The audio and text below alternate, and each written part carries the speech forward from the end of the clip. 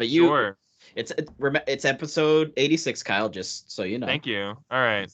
But yeah, just do whatever, do your Cool. thing. Yeah, I'm not gonna spice it up or anything like that. So Spicy. All right. Hey everybody. It's Current Gen Podcast. This is Kyle. They let me host this week. I have no idea why. I feel like I talk enough, so I guess I'm gonna talk more this week. It's episode 86, and we're doing spooky stuff because it's spooky season. So I asked everybody, which is Jeff and Dan. They're here tonight. It's just the three of us. Dad or Tim is out. Derek is Dereking. I don't know. He's Dereking pretty hard. He's Dereking so hard all the time. At 10. He's we're just gonna talk all up inside ladies, and then saying "shut the fuck up" and all that nonsense. Wow. Okay. Well, that's giving him. I guess Dan's complimenting Derek right now, so that's. I mean, I'm not. He's just a complimenting Derek while also making Tim's job harder. Yeah. There we go. Yeah. By swearing. Also, hey, it's in the beginning. Tim, I'm sorry for all the curse words and Star Wars references. And here we He's go. Definitely going to censor the Star Wars references. Yeah, all of them are going to be bleep. It's just going to be like every other word's bleep for me because I'm making some sort of like. So the thing about Dune and Star Wars is. So, they both have sand crawlers. Technically. They both mention spice. Yeah, we're gonna talk a little bit about Dune. I think most of us saw it. And we're gonna talk some spooky games, spooky TV, spooky movies. Talk about what we're playing and everything like that, and just go over some general headlines. So let's get right into it. I think we should go with the spooky stuff first, just to kind of keep with the season of spooky stuff. Yeah. Ooh. I don't know, Jeff. Why don't you tell me about some really good spooky TV shows? All right, so I jotted down 3, and this was actually kind of challenging, and one of them's like a joke answer. Sure. So, Haunting of Hill House, great spooky show. There's I'm pretty sure IGN broke it down, and there's like 80 to 90 ghosts just lingering in the background of almost in every scene. That's it. Like in every scene, right? Like yeah, in every episode, there's like total season wide, there's like 80 to 90 ghosts. I mean, they couldn't go for the even 100. I mean, come on. I don't think it was an even 100 for sure. Say one thing about Mike Flanagan, he's an underachiever. That's for sure. Yeah. That's what I'm saying. Broke even with the 100. The fact they didn't is just laziness. That's what it is. But yeah, that's definitely one of the spookier shows, especially when you do manage to, especially in your first viewing, when you do manage to see a ghost on your own without referring to that article that IGN put up about the ghost cameos. It's even spookier. It's like, it's great. And then The Terror, which you guys might have heard of the show. Dan left as soon as I mentioned it, obviously, because, Japanese people have to do with the second season, and he doesn't like Japanese people. So sneak that in there, yeah. Very happy I said that. No, but The Terror, the first season was about it's kind of like rooted in real stories, but they kind of take a hard left. Yeah, like every season's like I don't know, kind of like not an urban legend, but like a mysterious happening or tragedy or something. Yeah, like the first one's about like this ship that just went missing, and it's like a real story that happened, and they attribute it to some type of snow beast or some crap like that. I can't remember the first season. The second season is great though. The second season is it takes place in a Japanese internment camp in the U.S. during World War II, which happened. Everybody needs to. Oh God! Wow! He's a combination of both. Somehow in some multiverse of madness, Batman, Spider-Man has shown up. Bat Spider. I'm almost afraid to ask. What brings you here? Kyle, I need you to swear to me. Okay, sure. Yeah, thank you. Yeah. that's Anything to get this episode off the rails while I'm hosting it. That's great. I'm honored. Jeff, I'm sorry. Go ahead. Go ahead with your team. So yeah, The Terror Infamy, which is definitely how describes how Dan looks right now. But also, yes, this is about Bat Spider. You mean Bat Spider-Man? My name is Spider-Bat. Spider-Bat. Oh, jeez. Wow. I crack wise while threatening villains. I'm Groot, but I also have the awakening of a teenage boy. I'm very rich, but I also wear backpacks. What a visual gag for a non-visual medium. I love it. Yeah. The rest of the show is just going to be one-liners about Spider-Bat. Don't mock me. You look very sweaty. I can't even see you. I can't see your face, but I imagine you're very sweaty under that. I don't know why. No comment on the sweatiness. All right. No comment. All right. Now a man, a few words. That's great. Get to the point. The terror infamy follows like this old. I'm pretty sure it's like a Japanese tale of like a ghost or whatever. Right? There's a word for it, right? I can't remember what it is. Yokai. I can't remember what it is, but I know it's for sure like a Japanese old tale or whatever about a ghost that like rises from the dead, embodying somebody that you might have known and just kills you or whatever.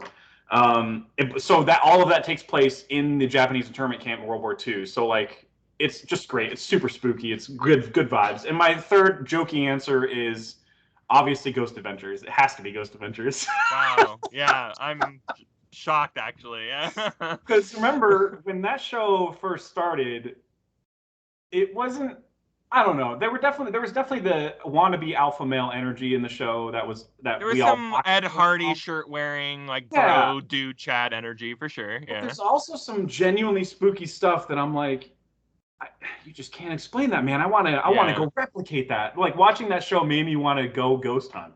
And that's the thing about that show. It's not all like, what was that noise? Did you hear that? Like a lot of other shows are. Like there's a lot of stuff where it's like we captured something that was literally levitating and we don't know how to explain it. And we took it to a special effects artist and they can't explain it. And no one can explain it. And I'm like, okay, that's pretty weird. Pretty weird. So yeah, I'm here for that. This is like, I'm talking early seasons Ghost Adventures because I don't watch it anymore. Not since the trio broke up. The main trio was when it was at its best, really. Until it felt like Zach kind of got too big for his britches and wanted to be the star. No, that's Zach Baggins. Zach Baggins is the guy who made a movie and so he could say the F word a lot. That movie was. I mean, it was entertaining and everything, but it's like, okay, clearly this guy just wanted to say the F word a lot. And he just wanted to the restrictions of television. Huh? Yeah, he wanted to show some boobies. No, that didn't happen. Those are my 3 TV shows. Do you guys go whoever's Dan, are you versed in some spooky TV? Or I'm sorry, Spider? You guys keep talking about ghosts and my mom's dead. So is my dad.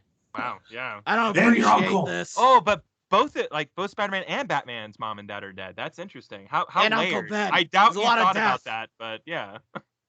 Very spooky. I'm gonna go be sad now. I'll be right back. Yep, that's brooding. While he's gone, I will share my 3. You came up with 3 TV shows? That was the hardest one for me.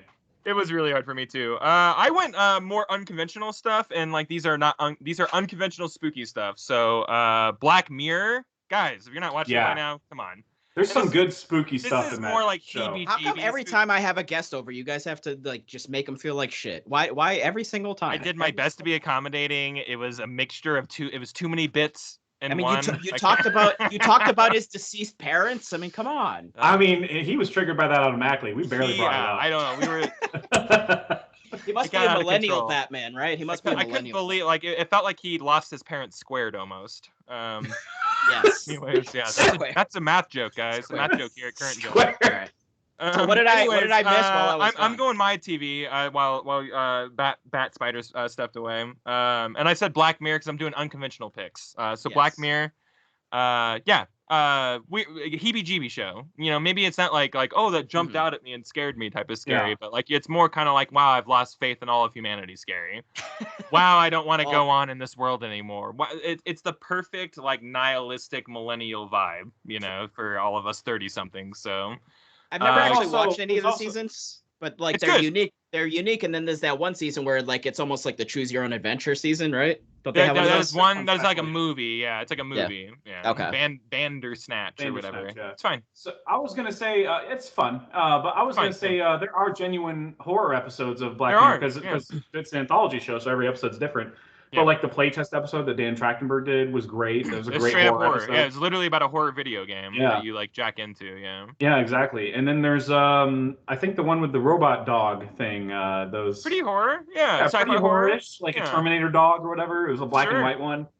That one was pretty stylized. Spooky too. So I mean, there's some other examples. Sure. Yeah, for sure. I also went with Ash versus Evil Dead because everything doesn't have to be about getting scared. It can just be about like being completely grossed out while laughing really hard. So there's a lot of stuff where like I think like he like in like the second season he gets like stuck in like the vagina of some like demon or whatever and like chainsaws his way out like all the way and like it's all practical like effects like 1980s 1970s practical effects.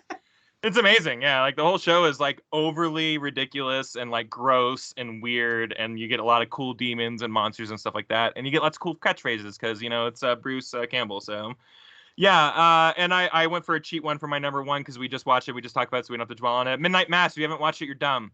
At this point, you're just dumb if you haven't watched it. You're a fake horror. Not fake even a fake horror fan. You're a fake TV fan. I'm questioning in general your intelligence. Yeah. Like, I forbid you from saying fake anything anymore. No, it's going to keep happening. I'm cutting you off more now because you said that. I'm the bartender and I'm cutting you off. Okay. Oh well, bartender. The spooky bartender. Woo! Is he here? And here. Am I an apparition? Dan, do you have any spooky TV shows? I mean, so this was like the section that was the hardest for me, just because we were talking about that too. Yeah. I definitely have played more horror video games than I've watched movies, and then certainly then shows.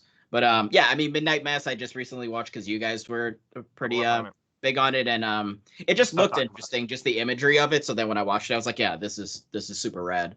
Yep.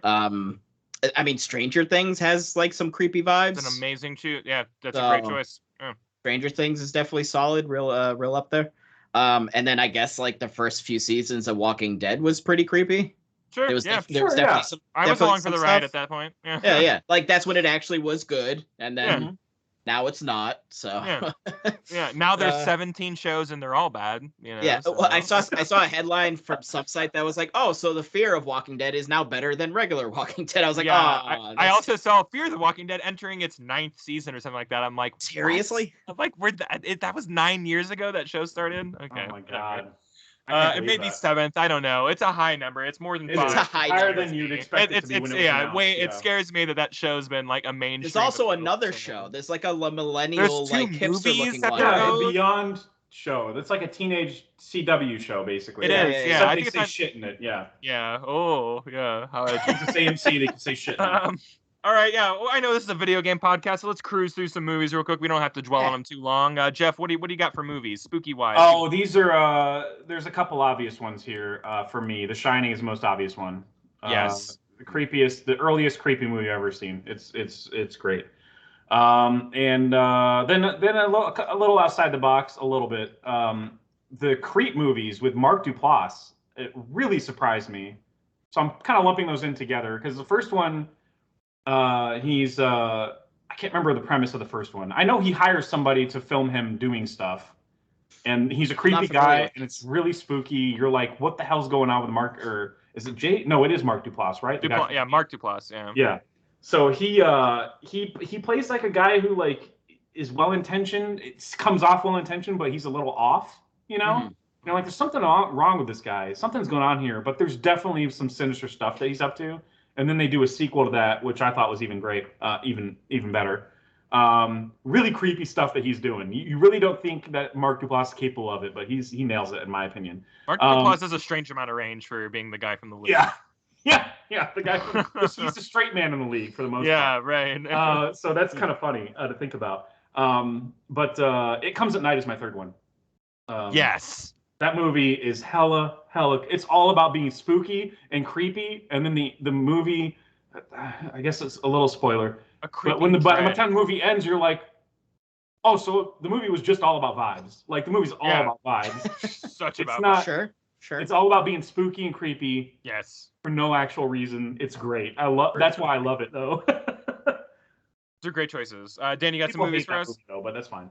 It's not bad. What that movie's awesome. People didn't understand the genius of the marketing and the execution of the film. Yeah. People totally didn't understand. I thought it was a meta experience. It was supposed to feel. It was the most meta experience. I remember when I saw it and I reached out to you and I go, "Holy crap!" And I don't want to spoil it here, but you're like, "Yeah, dude." And I'm like, "So Here Comes the Night." That does sound familiar, but I can't. Here Comes the Night is awesome. It's a movie that I can't explain more because it literally spoils everything. So yeah.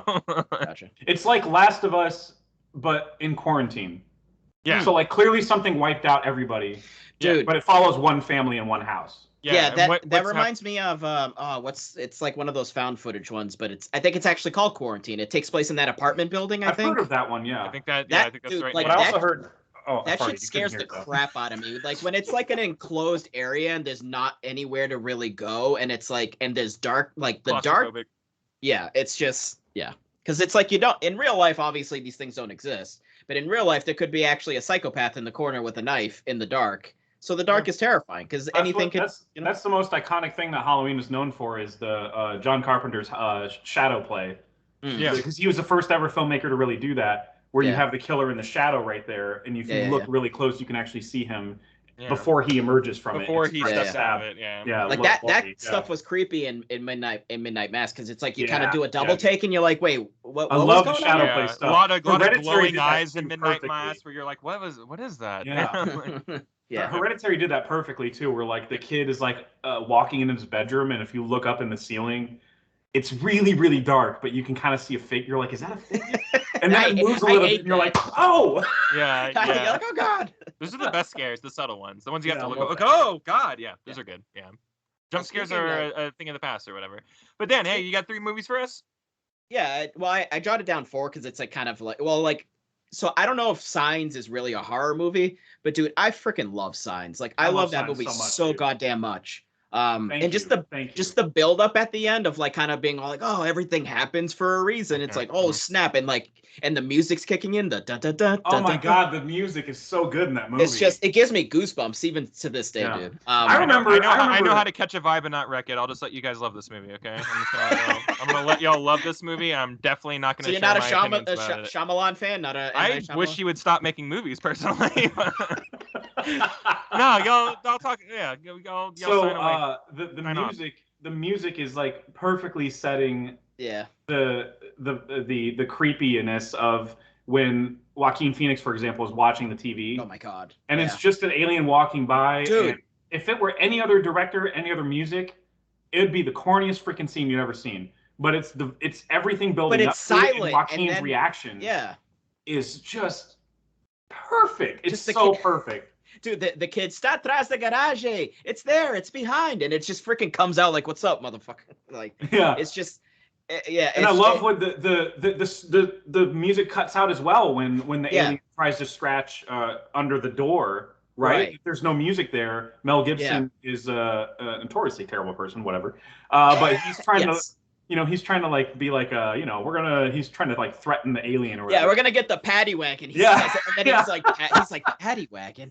But there's no music, and it's just that freaking claw, whatever comes out from under the door, he chops it off, and it was so freaking shocking in the theater. I remember that in the theater first time I saw it. I was just, but it's that slow buildup that's similar to like Midnight Mass, where it's like, all right, so it's like, what's going on here? Because it's like it's kind of it's pulling you along, and it's like you think it's that, you're not sure it's that, like you're not until basically the very end. I mean, Midnight Mass is a show, so obviously there's episodes and things happen a little sooner than a 2-hour movie. But that one for sure. Yeah. But yeah, I love Signs. And then Aliens, the series, is just creepy because like those freaking xenomorphs are just terrifying, dude. I mean, for just sci-fi horror, that's a good pick. Yeah, just horrifying alien monsters. I haven't watched this one in a while, but like I remember like when I watched movies more often, 28 Days Later. I love 28 Days Later. That's a great movie. 28 Weeks Later is awesome. Yeah, that one's a very underappreciated sequel. Yeah, it is. One of the most intense openings of any movie ever in that sequel. Oh yeah, I remember that. Oh, it kind of picked up where it left off, right? I mean, it starts with a new family like at a farmhouse. Yeah. Oh, that's right.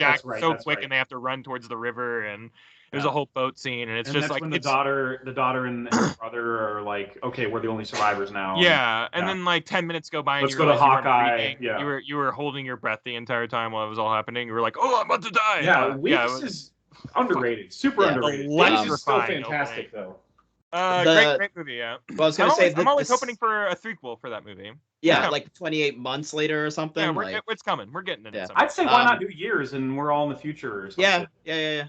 We're eating like Jedi space pods or whatever, those like little like nutrient. It's basically Dune, but with zombies. Yeah, they're wearing outfits that like recycle their urine in the water. Yeah. not I don't think this is overall like a high quality film, but it's just like, again, I hate the dark and like, and especially claustrophobic. The Descent. That movie that's a is great movie. horrifying. Yeah, it's a very underrated horrifying. movie. Yeah. Especially the scene where especially the scene where finally like when they kick in like the night vision, and then it's like that's when things kick in. Yeah, I love when movies do this thing where like horror movies especially where like they make you kind of question. Oh, I wish I could see what's going on out there because it's so dark. Yeah. And then this was the one movie that let you see what was going on, and you kind of wish they wouldn't. Turn the lights off. Turn the lights off. Turn the lights off. Yeah. It's like, oh no, monsters are scary. Like they're genuinely creepy looking. Yeah. Oh, absolutely. And there was a sequel too that actually was like basically right after the events of that, which I don't think was as good. But came out more recently too. It was like a more recent, in the last 2 years. I'm sure that went well. Yeah. Yeah. No, I don't think that. Yeah. So it went so well, nobody talks about it. Yeah. Exactly. But yeah, I hate the dark, dude. Yeah, cool. I'm with you on that. We're genetic. We're like literally our like DNA tells us to be afraid of the dark. That's why kids are like, I'm afraid. I'm like, yeah, because monsters and animals used to kill us, like when we were growing up, you know, our ancestors. Anyways, my movies have a few here. Double feature. Jeff said The Shining. I say Doctor Sleep. You guys, if you haven't seen this movie, come on. Seriously, great. It's fantastic. Wonderful. It's a wonderful movie.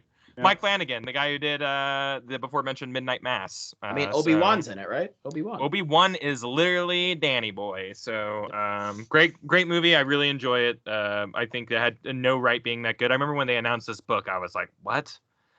I read the book too. It's one of the 20 books I've read over my entire life, and 90% of those were like school, books. So yeah, Lord of the Flies or whatever. Yeah. So not a reader. Sorry. Anyways, yeah, great book though. Movie was somehow like stuck to the book and to Kubrick's Shining. I had no idea how it was like. It felt like a sequel to both the book and the movie. I agree.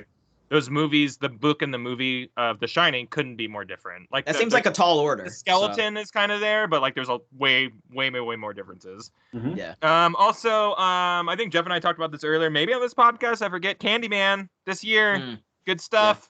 Watch it. You like watch it right now. It's literally the right time to watch. Are you saying both movies at this point? Both the original and the 2019? Watch the first one and then watch this one. Sure. Yeah, but I meant specifically 2021. Okay. Because I just think it's great. Not enough people were talking about it. It came out and I agree, dude. It came and went. No one's. I'm still thinking about it. Like movies like that need to come out around this time. That's the thing. Yeah, I think it did come out a little early, but it was a year late too. I think COVID just screws everything up. But it's really, really good. If you remember watching Candyman, definitely watch this movie. If you've never watched the first one, watch the first one, then watch this one because the other ones don't matter.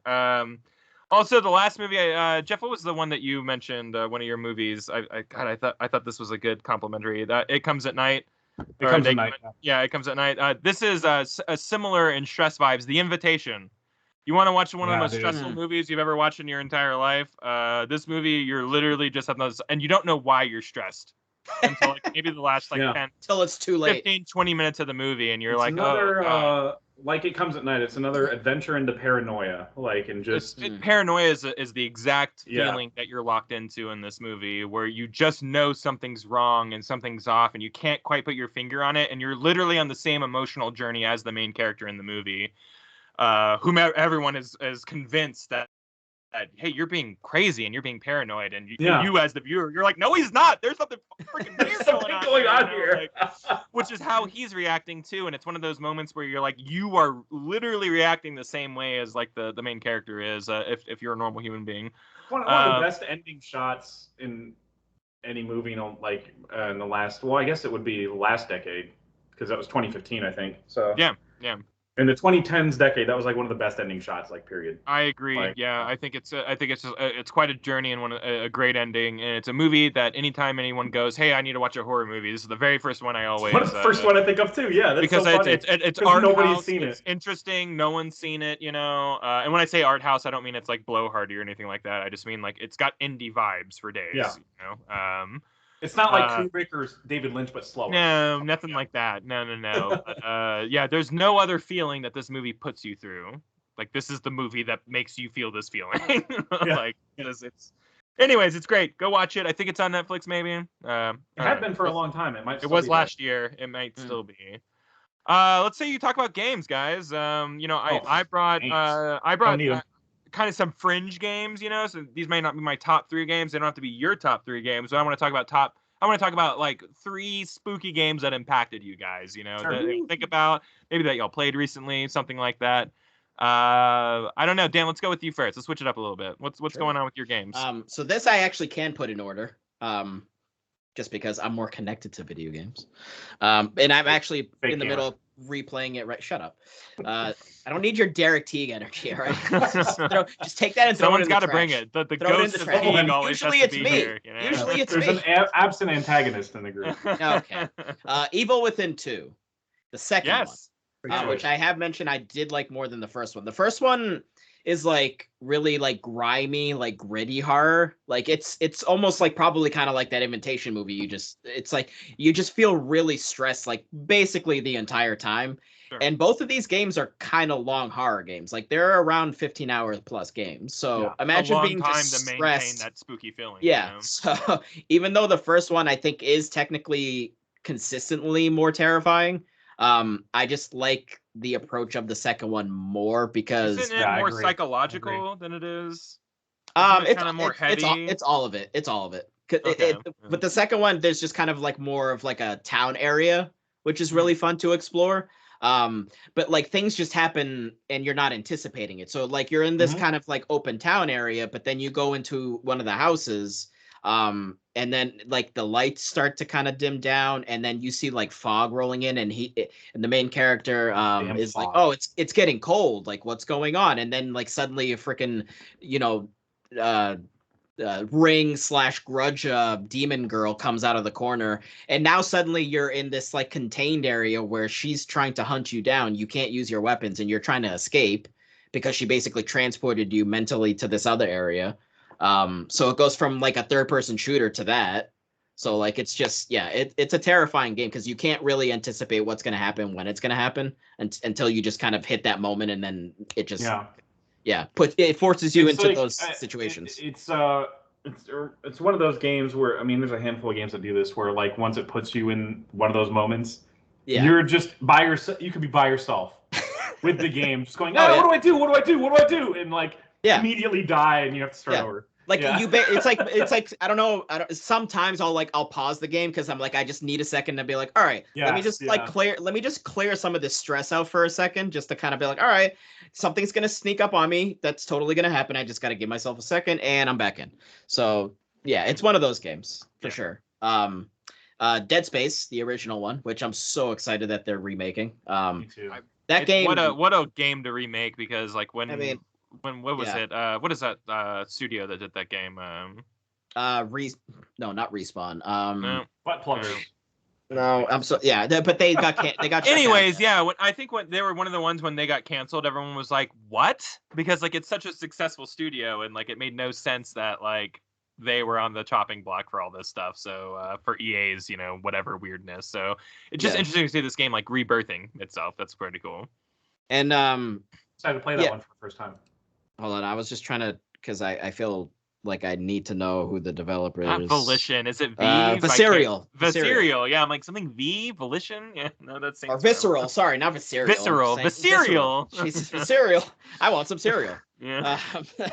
No, that game is like basically the Aliens movie, but like a video game, and it's original, and it's published by EA, which is insane because a lot of people hate EA, and you just don't think of them making things unique like that, which they don't do very often, but when they do, they nail it, and that studio nailed it back then. And the first one's fantastic because it's claustrophobic. Like it's on this ship called the Ishimura, and it's the literal story of Event Horizon. That's And there's a lot of backtracking, but then like when you do backtrack, those areas have got progressively more like just ravaged, and like things are growing like more intensely, and the necromorphs are like evolving and getting more like vicious and grotesque and changing. So yeah, that game's scary as hell. And then obviously my number one is Resident Evil 2, but the remake. So the original Resident Evil 2, I love it. It's one of my favorite games. Nostalgia, it's great, but like remake has basically taken over it because it looks better, it plays better, it just feels better. It's just a great. It was an excellent remake. Like for me, up there with one of the greatest remakes Seven of all remake. time. Yeah, up there with Seven remake. I mean, even though it's two different things, like Resident Evil 2 remake is more traditionally a remake, whereas 7 isn't, and I'm not going to get into that. But yeah, Resident Evil 2. They're still mad about it, Dan. They're going to be mad about it until they die. You know. Some people just don't even understand. I didn't get the whole game, you know. I somehow didn't get all 80 hours of the original game in this game.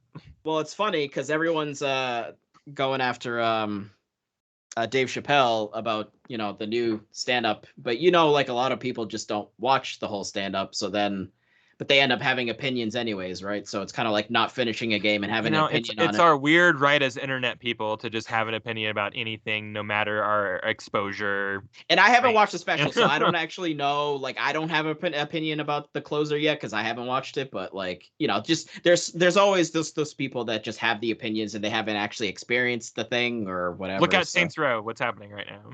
Sure. Yes. Exactly. Look at that. Yeah. So that's my stuff. Those cool. are my games. Jeff, what about you, man? What's name some games here that spook you real good? Spook you real good. You already mentioned Resident Evil. I put down 7 Biohazard because that one was so terrifying. It's from that first person perspective that I couldn't even go back to it and finish it. I scream when that girl jumps out and like cuts your hand off or whatever. Oh yeah. Every time I scream. Every time I know it's coming and I still scream. Yeah. Another one. This one was like by proxy. This one terrified me back in the day. Fear. Fear's great. What I mean by proxy is my brother played it on PC, and I'd watch him and be like, I can't do this, and I'd like leave the room.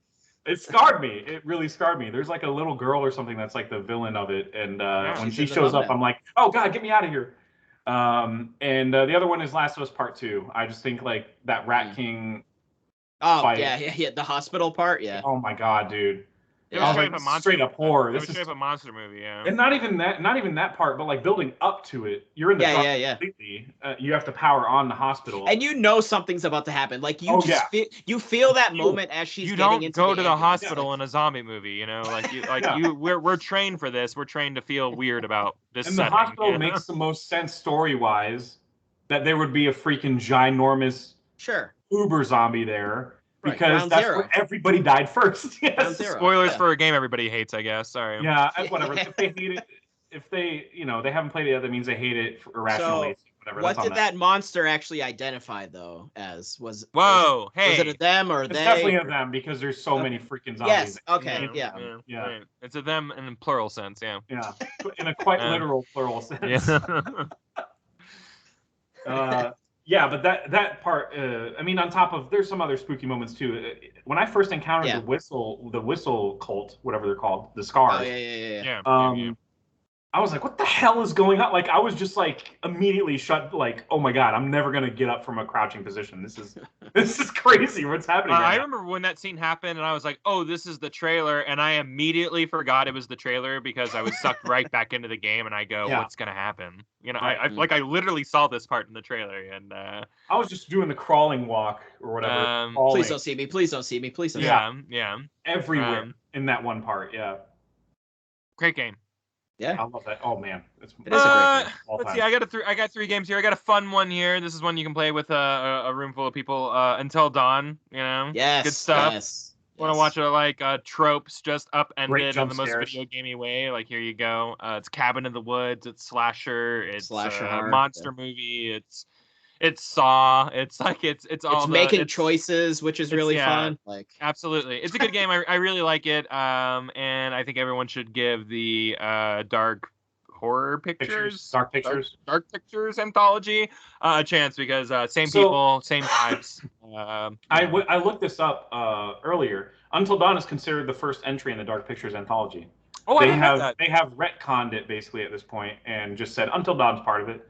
So the Dark Pictures, even though those games are shorter, they're like 4 or 5 hours apiece. Maybe 4.5. Maybe. So we may see some Wendigos in one of these Dark Picture things. That would be really dope, dude. I just want a sequel to that game and just kind of just blow it up and just make it more. Get like 4 more super famous like teenagers and get Selena Gomez in here or whatever. I almost said, God, I wish they did a sequel, and then I thought about it, and I was like, well, they're kind of doing that with the anthology series. They're doing their own it's the same version thing. Of it. Yeah. It is the same thing, but it's like though. it feels like there's less resources involved for some reason. It's a different engine. They don't have Sony backing them and producing them, so they're using a cheaper engine. Either that they're renting or it still looks good. Sure. Like I'm running the PS4 version of Little Hope on my PS5, and it still looks good on my TV. So I'm not, entirely upset about how it looks. It's just sometimes the animation looks a little funky. The new one, House of Ash, is reviewing pretty well. So if y'all are Until Dawn fans, you can get into any of these horror games in any order. But I think, Jeff, you're playing them in order because there is kind of a connective tissue. Builds up to something. So might be worth checking that out, everybody. My second one is Eternal Darkness, a game entombed on the GameCube. This poor Silicon Knights game, entombed. I'm glad you mentioned that. That's why I haven't heard of it. Well, that dev is dead, right? I mean, Silicon Knights. They are so dead. They also did Metal Gear Solid Twin Snakes. Everybody, I can, not at least bring that up. Really Twin interesting. Snakes is code for 2 poops. Twin Snakes is the Michael Bay retelling of Metal Gear Solid 1 that Kojima had nothing to do with. I mean, I still think it's. So is it cringe then? Thank you, Dan. It is very good. I still think it's like it is like an excited 12-year-old Kyle telling you the story of Metal Gear Solid, and then he flips off a missile, and then he shoots his missile the missile launcher, and then there's a cyborg ninja. Like that's the kind of energy this game is. Like I don't remember that game being like in any way offensive, like where like there's communities on the internet that are like that was a travesty. Like it's that scene that I was just making fun of is when when Snake he backflips onto a missile that the Hind D shoots. Sure. Backflips off that missile, aims his missile launcher, and shoots down Liquid Snake's Hind D. I mean, he saw it. And so dumb. I know, yeah. But the thing is that the idea is by the time Metal Gear Solid 2 starts, Solid Snake is this legendary hero. So it's like these are the type of stories you would tell about a legendary guy, So I always talk about kind of like the John Wick thing where he killed a guy with a pencil or whatever. Yeah. He may have done it, but it probably wasn't as elegant as everyone thought it was, Yeah. And then we saw it happen. We're like, oh, it was as elegant. Okay. Then he did it with a book. And he literally did that. A newspaper. I think Silicon Knights is awesome. I think Eternal Darkness had a lot of things that games like Amnesia try to copy. This idea of your sanity going out and the game mechanics changing on you or the rules of the game changing on you. There'd be times that I would walk through a door in Eternal Darkness and my GameCube would fake a corrupted save file. Seriously? That was the scare. It would be deleting your corrupted save file, data loss, and it looked really if you didn't ever see it, and this is before the internet was a big deal, So it's you would watch this and go, I just lost the progress to my game or whatever, and the game is filled with stuff like that. You would walk through a door and you would clip through the world and fall into spikes and die. And then your character would revert and be like, what's happening? And you would just be sitting there what is happening? This game is the most genius game in the entire world. A little game called 2 Human tanked this studio. Because of a giant lawsuit with the Unreal Engine, I believe it was. I don't know. It's kind of sad. It's kind of sad stuff or whatever. I don't think we'll ever get an Eternal Darkness. I think an Eternal Darkness spiritual successor got kickstarted. And I think it even met its goals, and then nothing came of it because Kickstarter was kind of this Wild West of thievery for a long time in its earlier years. So sad stuff. But if you want to play Eternal Darkness, go buy a GameCube, go play this game. It's the most unique game I think I've ever played, especially in the horror genre. I mean, someone's got to be able to remaster or remake it. I mean, someone's got to. Who owns it though? If Silicon Knights is gone or they didn't sell their IPs off, I don't know how For me, I don't know how that stuff works. I don't know how you buy or purchase something from a company that doesn't exist anymore. So I feel like those assets get sent somewhere, liquidated. I think there's always a parent company. Right? You know, I feel like there's always someone who actually owns the IP who's not the actual studio. Right. But I don't know. We've never seen an Eternal Darkness sequel, so I just feel like this is one of those things that got lost to time. There was a lot of Squaresoft and Enix stuff, when they were there. Chrono Trigger is a good example of we don't really know who to pay for this, so we don't make any more of them, you know? Well, I don't know. That's why because I get the art style is Toriyama, but it's I mean, they still make Dragon Quest games, and like they do, that's yeah. I don't know. Toriyama's art style. Somehow that like survived the merger, but like when things merged between Square Squaresoft and Enix, like it was like Chrono Trigger, because Chrono Cross came out, like which was kind of like a spiritual successor or whatever. But like, why would they not make 1,000 Chrono Triggers? Like, I ask that question often. Same with Super Mario RPG. Because no one knows where the money's supposed to go to. So, and you don't want someone coming out of the woodworks going, "I'm going to sue you," whoever may own this. And I don't know if that's the story with this. It sounds like it might be not as complicated as it needs to be. So somebody needs to figure it the fuck out. I feel like there's enough money to be moved around to figure stuff like this out, because like there's a lot of games out there that are kind of like stuck in purgatory that we can't have sequels of. Like System Shock, we had to turn it to BioShock because like somebody owned that IP and we just didn't really know where to funnel that money to, And they are, yeah. So I don't know if that problem got solved or what the deal is with that is, but like IPs are weird, and I don't know. You can go to college for it and maybe be smart about it, but it's not me. Anyways, my last one is Fatal Frame 2 Crimson Butterfly. A lot of people out there love taking pictures in video games. I don't get it. Sorry. In this game, that's literally the mechanic, though. You have to bring up this like camera, which is the only way to see most ghosts in the game, and you just get spooked. Like you get spooked so hard in this game. I think this is the most scared I've ever been during a video game ever, even to this day. And there's a lot of really cool mechanics in it, like you're upgrading depending on how good your shot was, like you can take those ghost points and upgrade like your cameras or whatever. I don't really know what the lore was on that one, but like it's pretty cool. Like you're walking through the suicide forest, you're walking to this like ancient village that like worshipped Oni and stuff like that, like there's a lot of really cool stuff that's going on. These are very Japanese games, by the way. Very Japanese games, yes. So I don't know, they're very, very, very good, but a lot of like pop out scares. These are traditional, like I'm gonna pull my camera up because I feel like there's something here, because I feel something vibrating, and there's a ghost right in your face immediately, and if you don't snap quick enough, like they just get you, and it's stressful, so definitely. And hey, a new one's coming out, so this is topical. I think it's called Black Maiden or something like that. It's should be on PS4 soon, or if not now. I think it's like a re-release, because I think it came out on the Wii. It's a re-release of the Wii U. Wii U, Game. Yeah. Which, by the way, was perfect. Like to have that Wii U controller as the Yeah. That was the definitive way to play that game. But play it now if you haven't played that version. It's a good series. It's good stuff. Excellent. Lots of spookies. Cool. All right. So much spookies. I'm real spooked right now. I'm just so much. Are you guys like shivering or whatever? I'm terrified. Shivering in me britches. Let's talk about what we're playing right now. It doesn't have to be spooky stuff. It's just stuff that's occupying your time. Jeff, you were talking about Little Hope a little bit. Do you want to have anything more to say about Little Hope? Yeah. It's just this is the second. I mean, I guess Until Dawn is the official, according to Supermassive Games, it's the official first launch of this Dark Pictures anthology. But this is technically the second one under that banner, Manamadan. Manamadan was the first one, and that one was cool. You explore like a really old warship that you just kind of stumble upon out of a fog. There's always a fog, and then something. That sounds like Resident Evil 7.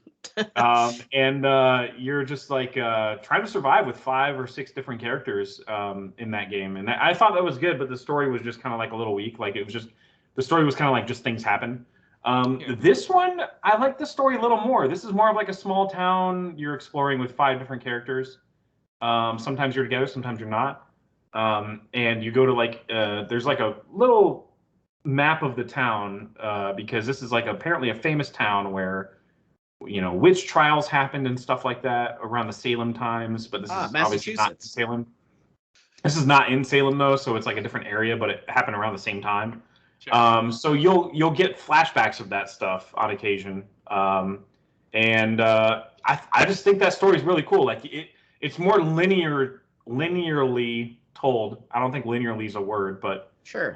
It's told more in a specific order. Where you leave off with one flashback, it's going to pick right up where it leaves off with another character. Okay. They're connected. It's all connected, like a flat circle or whatever he says. It's just the story is just really gripping to me. I think I only got like 1 hour left, and I'm kind of like, dang, they really could have used like 4 or 5 more hours on this.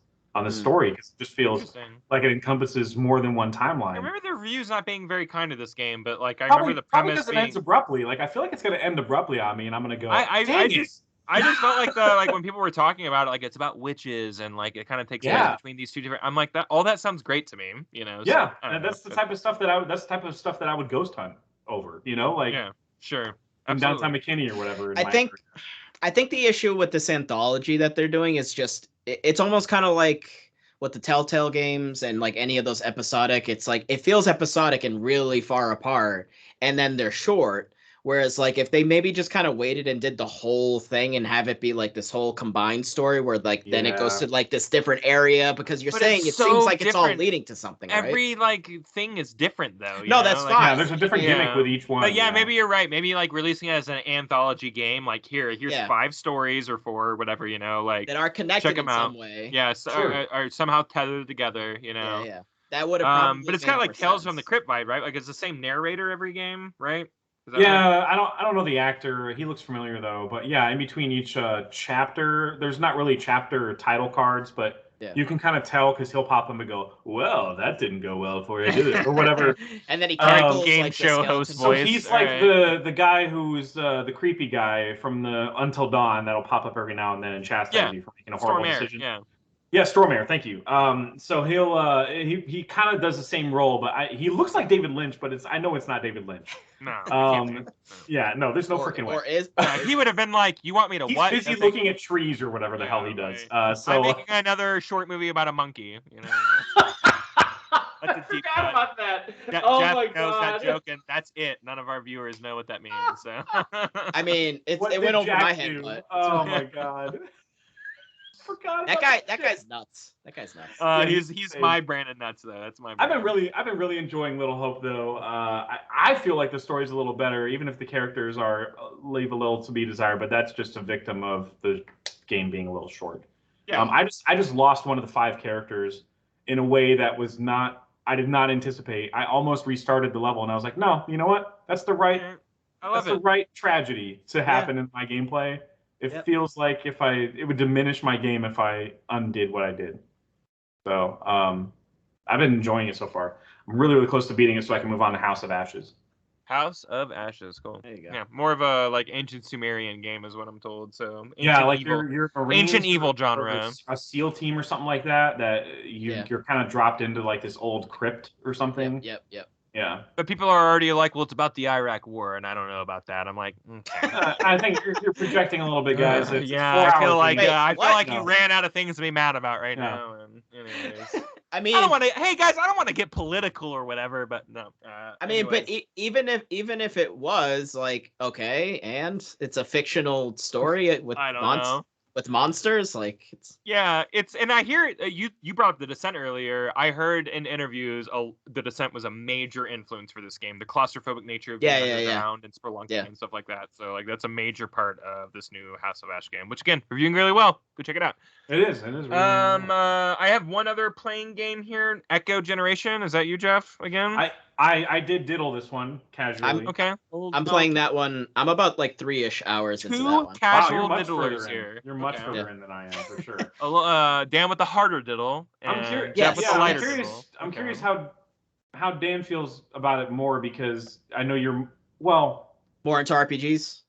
Not just RPGs, but you have the same feelings that I do on turn-based combat. Right. Yeah. So it's kind of like along the lines of like Super Mario RPG, or more recently that Chris Tales game where like you're more involved in the combat. You're not just like attack and then they kind of like a QTE.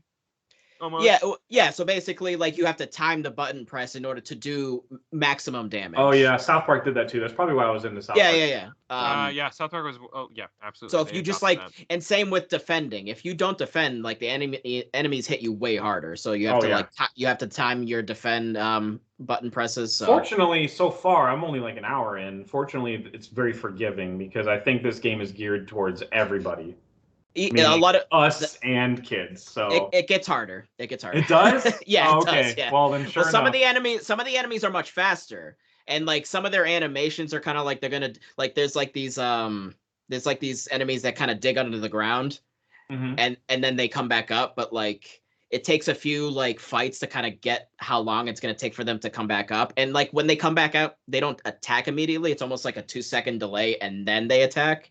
So like it's like they're trying to throw you off and with the timing and everything, but some of the enemies do attack much faster. So like you're like, I just missed that. Like I swear. Is there a journal at some point in the game that helps you remember what everybody told you to go fetch for them? Because I've already encountered 6 people that told me to fetch different things, and I'm like, how do I keep track of this, man? So like, there's not a quest menu. There's not a. I couldn't find one. I mean, like, so I have a terrible memory, but for some reason with games, I'm just it doesn't affect me that badly. Oh, really? Yeah, it doesn't. Wow, when you gamify something and it becomes fun, you remember. Yeah, it yeah, more. exactly. Wow. But honestly, I feel like at the pace of the game, like there isn't like 20 people asking you to find things. It's like a reasonable amount of stuff that you're looking for.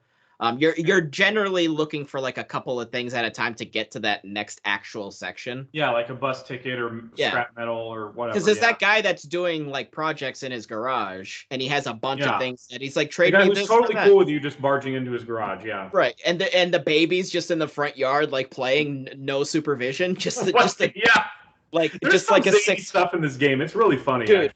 Dude, there's a principal. Have you encountered the principal, Jeff? Yes, I went to his house and he's got some weird stuff in there. Yes, Jeff, it gets real dark. Oh, really? So it gets real dark. Okay, gotcha. Yeah, this game takes like some turns, like some wacky turns. I talked to the cops that were kind of near a roadblock, and I told them, hey, the principal is totally killing people. I just want you to let you know. I found the refrigerator and it's got blood all over it. Okay. Yeah. Yeah, I think I remember him saying that, but then he also mentioned your character's like, there's some like giant radioactive rats over there, and they're like, we don't have time for that. Like, it's like, what? How do you think it, like, they're right there, like, do something. And it's like, no. The game is still fun. It's actually pretty funny, and it's got like this 3D. It's got like this crazy kind of art style that reminds me of what's that Octopath Traveler type game, but it's so everybody's a little bigger than they were in Octopath Traveler, that's for sure. Well, it's fully 3D. A little more zoomed in. Yeah. It kind of, so to me it's like a really like high res like Minecraft, but like if it was like Lego pieces. Yeah. So it's like Minecraft mixed with like Mr. Rogers' Neighborhood or something like that. Yeah. Like as they're zooming in and like then they actually go into the house. It's like right before they go into the house. That's your map basically. Yeah. That's what it looks like. Another one of those games with like just great vibes as far as the environment, towns, going to certain areas, and just a lot of stuff in the background and just kind of looking around and be like, where can I go, and clicking on things, and your characters are saying stuff like shooting garbage. Yeah. Yes, exactly. And the school, Jeff. Have you gotten to the school? No, I was only an hour in. Okay. And I was like, all right, I gotta beat Little Hope, man, because I really want to get to House of Ashes this weekend. The school also super creepy. The game's surprising. It's not like super like it doesn't have like a lot of depth, not yet. Anyways, there's a certain storyline that I'm like, oh, okay, like there's a certain type of vehicle out in the cornfields, and you go in there and you find something, you're like, how is this here? So it's like, that seems interesting, but it's actually pretty cool. It doesn't hold your hand at all. It actually almost it doesn't. Like, I can promise you that after even 1 hour. The game literally just starts. The game just starts. You choose whatever preset character model you want, and the game literally, there's no cutscene. It's just like you're in your bedroom and you just go. And it's funny too, like the first person that you interact with that gives you like a quest is your sister, who's like, give me a traffic cone. There's no like map, or there's no go here, there's no arrow. You just gotta find it could use a map. You do have to walk around everywhere, which I kind of think is annoying. So even in just a small neighborhood section that I'm in so far in the first hour, I agree. I need a map. Yeah. Somewhere. But honestly, like I had anticipated this for a while, because I remember seeing it a while back and I kept forgetting about it. But I'm like, I really just like the look of that. I agree. Yeah, it was like the trailers or the gameplay trailers that kept me going. Yeah, I really got to get that one. And I'm glad it's on Game Pass for that. So yes, it's definitely an upper tier. I would say mid upper tier Game Pass release. Yeah. When you consider the value of what you're getting, I would say it's mid upper tier. I mean, if you just don't like RPGs literally whatsoever, then this is not going to be for you. Yeah. Yeah. But if you are intrigued by RPGs at all and you do actually like the aesthetic, I would say give it a shot. So yeah, cool. I mean, it's free at the end of the day. So I mean, if you have a subscription, so well, it's free. Yeah. Yeah, Let's get into that philosophy real quick. let's Dan, talk about how do you feel about the word free when attached how to do a you feel subscription about service? taxation without Actually, let me cut you off right there, Jeff. How do you feel about? Okay, anyways, asking about I feelings. think we all have a shared game that we played that's of theme of the spooky season. Left 4 Dead, right? Is that what it's called? Yeah, Left 4 Dead 3. Right? Yeah, Left 3 Left 4 Dead. No, Dead we've 4? left that behind, and now we're going. Sorry, back we're actually back for blood, guys. We have we're to not go left back. anywhere. We're back. We're back for blood. We left the dead back there, and now we're left going the back. dead way back there because we're back for blood. Yeah. Is that on purpose? Anyways, I'm gonna keep my stuff really short because I think I'm much further than you guys. You really yeah, are. yeah, Yeah, I think you're almost done with it, or you hadn't beaten it yet, right? I'm like I'm on the second to last level. So. But it's incredibly difficult. Like you've tried. Yeah. Can I just say Several times. I think this game is like everything Left 4 Dead is, but with a progression system, and it makes me so happy that there's a reason to come back and keep on playing stuff. Like there's a reason for me to go, hey, Jeff, let me run you through these levels real quick because like I'll get more out of it. You know, it's not just about like me like playing levels I've played before. Like I'm always working towards something new. With this card system, which is really weird and convoluted at first, but it like makes sense pretty quickly too. Oh no, it made sense after like the third level. I was like, okay, I think. Yeah. I get it. I get these cards. I can set a deck. You know, how I set the deck in order is the way that it like shuffles to me. Anyways, it's really good stuff. I will say I'm in Act 3. I'm in the last leg of Act 3. It is so outrageously hard, even on the easiest difficulty. And like I'm playing with like full team members, you know what I mean? Yeah. Because the more people that are there's no bots in yours for the most part. The more people that are added, there's no bots yet. Well, Kyle's very anti-bot. Jesus Christ, there's no bots. When Derek and I were playing, there was a bot and it was fine. No, there are no bots allowed. I do not like. Who's the character in Aliens that like I do not. It's literally Paxton's character, right? It's literally Ripley, right? Like she's like I don't trust bots. No way. Oh, yeah. The last one really killed everybody on my ship with numbnuts who gave somebody a chest burster basically. Yeah, get out of here with all that. No way. Numbnuts. It's so hard. I'm telling you guys, it's so hard. And the more people that are in your server, the harder the level is. You know, it's like Borderlands. It auto levels up. You know, in terms of like how much it's throwing at you. And so if you have like 2 bots or 3 bots or 1 bot or whatever, like you're playing an easier experience, even though you're already on easy. It's true. When Kyle and I, when it was just you and I for a little bit, we played bots, because you and I just it was like, chat. oh, well, listen to Breeze, you know. I got past that. You and I just want to chat, so we didn't want weirdos in our party. So, we threw some bots in there, but like I knew enough about like where to go and what's going on that like they weren't really a hindrance. And I will say they will run up and heal you. You know, picking you up. And they tell you where ammo is too. I was running out of ammo, and they were like, maybe once. I've had them literally stand next to me and not heal me while they get hit by a boss. You know, that's really fun. I've had them get hung up on the environment and not do anything. I mean, it's probably because you guys aren't showing them the full respect they deserve. I mean, let's just be honest. Hey, can I just say something? Fuck Skynet. Fuck AI. Sorry. Tim. Well, I mean, obviously. Hey, Tim. I'm sorry about that one. That goes without saying. That goes. Man, their AI is listening in on this call, man. Siri's gonna be pissed. Hey, you know what? I don't care. Hey, Zuckerberg. Fuck you, bud. Dude, AI Zuckerberg. Dude, Alexa and Siri are gonna beat your. I don't care. Hey, Cortana. Fuck you too. You love a big green guy in armor? Weird. Okay. Yeah, that's weird. You sick bastard. Weird king. Sick bastard. I love this game. How you guys liking it? I know you probably haven't gotten too much time in it. Yeah. Jeff, I know like maybe you haven't gotten to like some of the harder levels or whatever. But like, have y'all played Left 4 Dead before? How does it compare? You know, lay it on me here. It is one of those games for me where it's like I feel like I have to play with people, much like Rocket League. Like you're playing with, it's much better with friends as opposed to randoms. It's just unless you're Thomas and you can somehow have the magical patience for that. I don't. Yes, exactly. Bless your heart, Thomas. Seriously. But it's like I'm also just the kind of person because I'm also old school. I just prefer playing single player games. But then it's like I feel like whenever I'm like, all right, I'm just gonna ask people. I'm like, let's let's do the thing. Let's play whatever the game is I'm in the mood for. Thing, and it's always like, no, I mean, yeah, maybe. And it's like, all right, I don't want to deal with this. I feel like I'm asking a girl because out like on a date, getting a bunch of no. adults together for like one thing is like hurting cats. You know, No, I know. Like totally. it's annoying. I'm there with you, dude. It's super annoying. Like trying to get like a full team of people. I'm like, what do you mean you have a kid to take care of? I'm usually always up for those things, and it's like I kind of feel like I'm like, hey, like waving that flag, like I'm totally down, and it's like, Like one time I asked, like a few months back, I was like, you know what, I'm just gonna ask people if they want to play Dead by Daylight. I'm just gonna throw it out there. The Resident Evil DLC just came out. Like, who wants to play Dead by Daylight? Literally nobody. Literally nobody. So you could all go to hell. So that's what I have. You know what? Gaming is a lonely profession, and I hate you all like equally. Which, I mean, side note, I don't know if you guys want to maybe play Dead by Daylight since it's spooky times, but just throwing that out there. I'm very busy. I'm gonna punch you in the throat. Is that an asymmetrical horror game? Because no, thank you. I don't even know what that means. Deep down, I think I used it right in context, but neither do I. Okay, all right. You guys have any other games you want to move on to stuff for? Well, I just wanted to say I've at least in our last gameplay session, I think we had 2 after we recorded last time. You and I had 2 or 1. Like a little bit longer session where I could. You and I had 2 really long sessions on this game. Yeah, so where I could finally get into Act 2. So I replayed some Act 1 levels again, and that made us even more badass. We were able to plow through it pretty quickly. Yeah.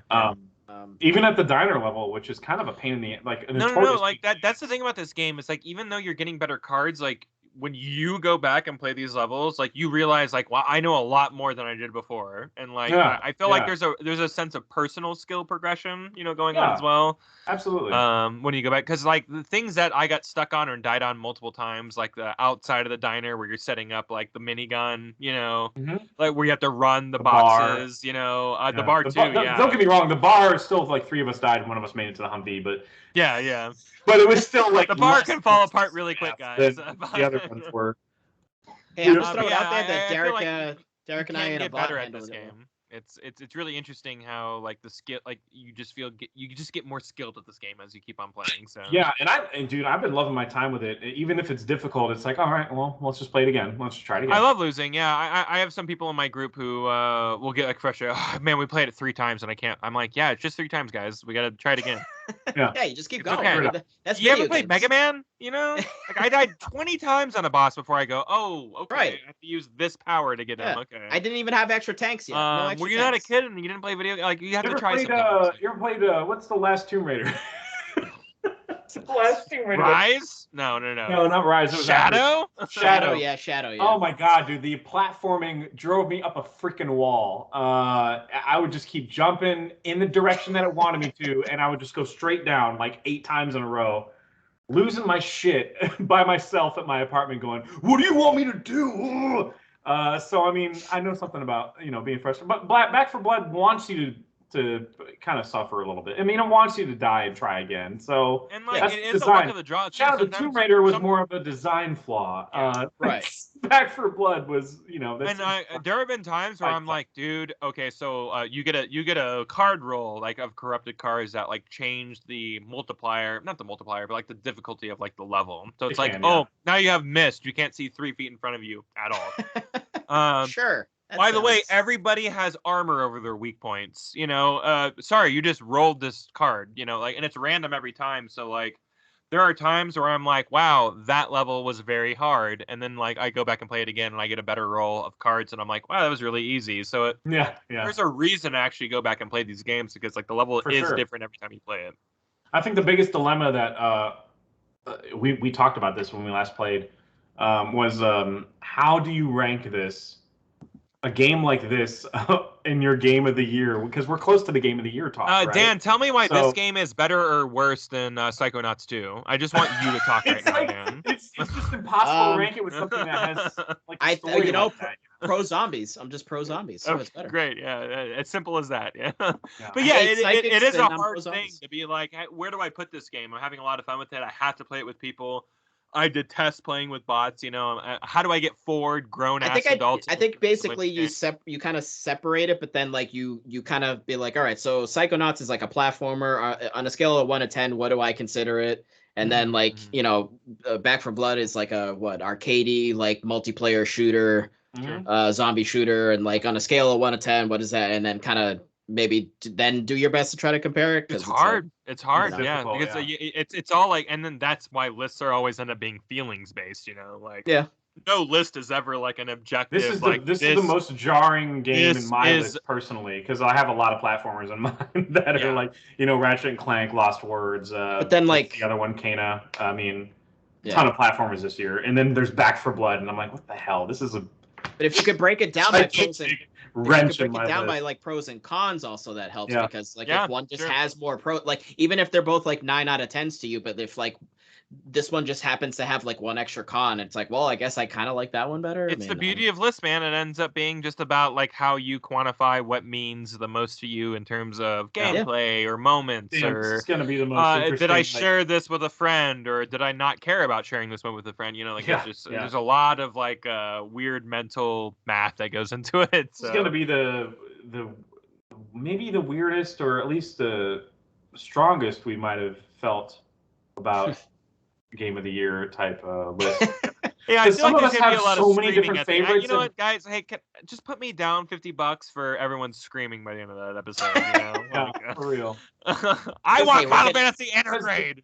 Technically, the best releases. Well, I do. We all feel differently about what we consider the best this year, because releases were so scattered this year, and different genres, not as good. Different you could argue. Experience. So it was a weird year. Really interesting year, My choice is Death Stranding Director's Cut. So no, I can't choose that again. But seriously, Dead by Daylight is a really fun, and especially for right now, it's a good spooky game. It is really fun. I don't know if you guys actually know anything about Dead by Daylight, but also like just the physics of like when you shoot a zombie, like where you shoot them and what falls off of them, pretty cool. I love that. Yeah. Pretty cool for a game that has like. When I'm using a machete and I'm like down and I'm waiting for somebody to revive me, and I have to chop, zombies while I'm waiting for you to revive me or somebody to revive me, and I chop and their legs fall out of them. I'm like, that's cool, because you didn't need to add that. I live for it. I'm here for it. All right, let's. Dead by Daylight I'm familiar with is like a Friday the 13th type of.